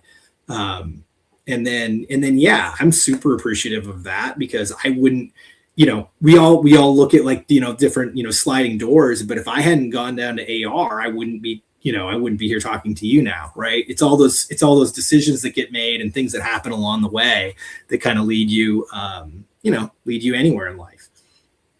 No. And again, I guess I think, and again, I love the fact that you're like, no, I didn't do this. This is Brian Sauer and AR and all those guys that started it. I'm just continuing helping grow the tradition. So it's nice when people don't have to take credit for something that they feel that they didn't do. So again, I love that about you. Dude, all I do is hang out with cool people that are talented, and and it's fun. Like that's how it works. All right. One last question, and I promise I'm going to let you go. Last night on the Backyard Battlefield, my buddies Darren 3-star Draw and Krusty Old Crow Ryan, they were talking about water vehicles, and there's just been this rumor about, and people started saying that Hasbro can't do water vehicles because they have to float, and no one believes it. But they said, is it possible that maybe you could do a Roboskull water vehicle that would float? It sounds fun. I can't tell you something like that's it works, but it's not, it's funny. It's not the first time I've had somebody be like, you guys got to do a boat. Like some people are really into the water vehicles, and like there's a lot of really cool water vehicles. I had the shark when I was a kid, but I didn't really like it because I didn't like Deep Six, that he wasn't, he had that terrible articulation. And he's the worst. Yeah, he's the worst. I'm sorry. Yeah, I wasn't into it. But there was that little, what was there was a submarine that was like a Fisher Price Adventure People one with the pinchers on the front. You remember that one? Did you ever see that one?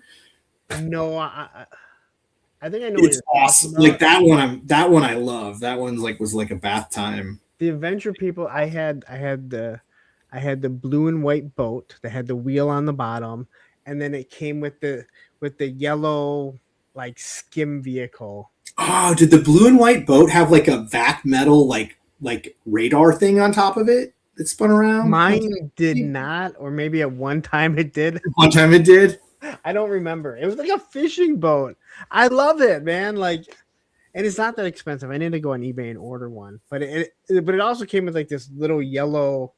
Again, the figures just sat there like this, but it was supposed to like go underwater. I had so much fun with it.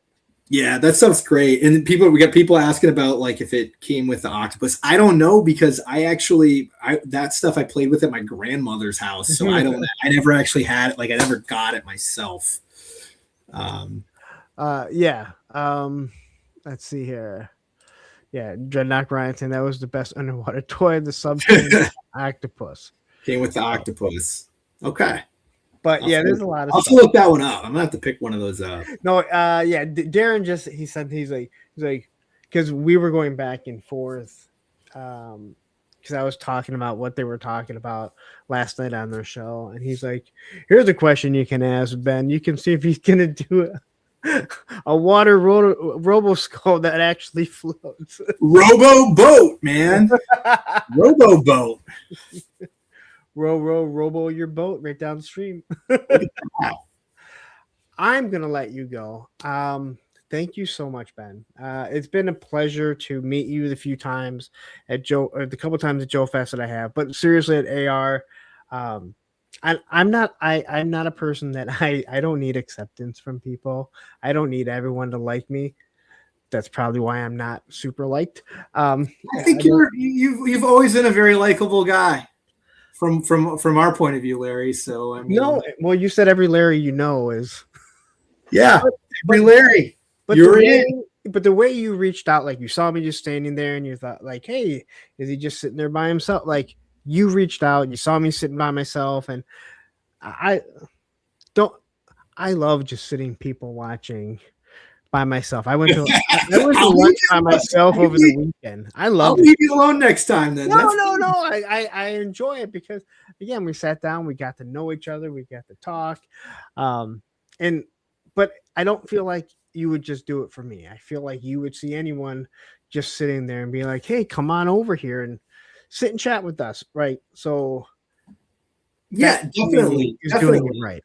We were all I mean, most of us, I know I showed up at that show, didn't know a soul. So, I think that's that's part of the fun is meeting. It's actually most of the fun at the shows is meeting people. Yeah. And I think that the longer you're in the hobby, I think the easier it is to just sort of fall back because when you know people. So I do try to meet. If I see somebody that's not familiar, I don't remember seeing at the show. Yeah, I definitely want we want everyone to have an awesome time, especially since somebody took the time, to probably drive or fly or even just go across town to come to the show, which is cool. So we want to make sure that they're having a good time with us. You want someone that goes to Joe Fest by themselves when they leave to say, wow, I met a bunch of people that were like-minded and I cannot wait to go back the next year. 100%. It's become a running joke at Joe Fest. I don't know, kind of a big deal. Again, I know how much YouTube I do. I know how many people see me. My moderator, Ed, he'd say he's like, oh, here we go again. But I would walk down an aisle and almost every aisle I walked down, someone would almost stop me and talk to me. And I'm like, I'd rather spend 5 minutes talking to somebody who is never going to tell anyone, hey, I met Punk and he was awesome, rather than someone be like, yeah, I met Punk and he couldn't wait to just blow me off and get away. It's kind of like, you remember, you always hear about the athletes and actors that don't tip or that are rude, but you never hear about the ones that tip great and take the time. And that I would rather be that person that no one ever talks about rather than bad mouthing. There's more than enough reasons to badmouth me for things I actually do. I'm totally oblivious, man. So you're all good as far as I know, you're all good in all the books. But what do I know? I'm just back here working on some toys. Well, I appreciate it. I want some new toys. I want a Yeti to go with my Arctic Hiss and Snowcat. If I get those, which I totally am. So me too. You need both. Do you guys have a YouTube channel? Because I couldn't find. We do have an official Skeletron YouTube channel, but we don't really have any content on it. So we set it up, but we're not active on it at all. So. All right. So I do have your Instagram in the description. So if anyone isn't following, head on over there. I'll get the Skeletron YouTube page later on and put that in the description for anyone watching on the replay. But anyway, Ben, thank you so much. I told you 3 hours can go by super quickly, and it doesn't. Here we are. Yeah. Again, I could talk. We could go on and on and on, but I know I have to go to work in the morning, and I have to wake up even earlier because I got to get my daughter to school. So. All right, man. Well, hey, good night. Good chatting with you. Thanks for everybody who came in, and we'll see you at the next show. All right. Take care, and we will see you guys all Monday night.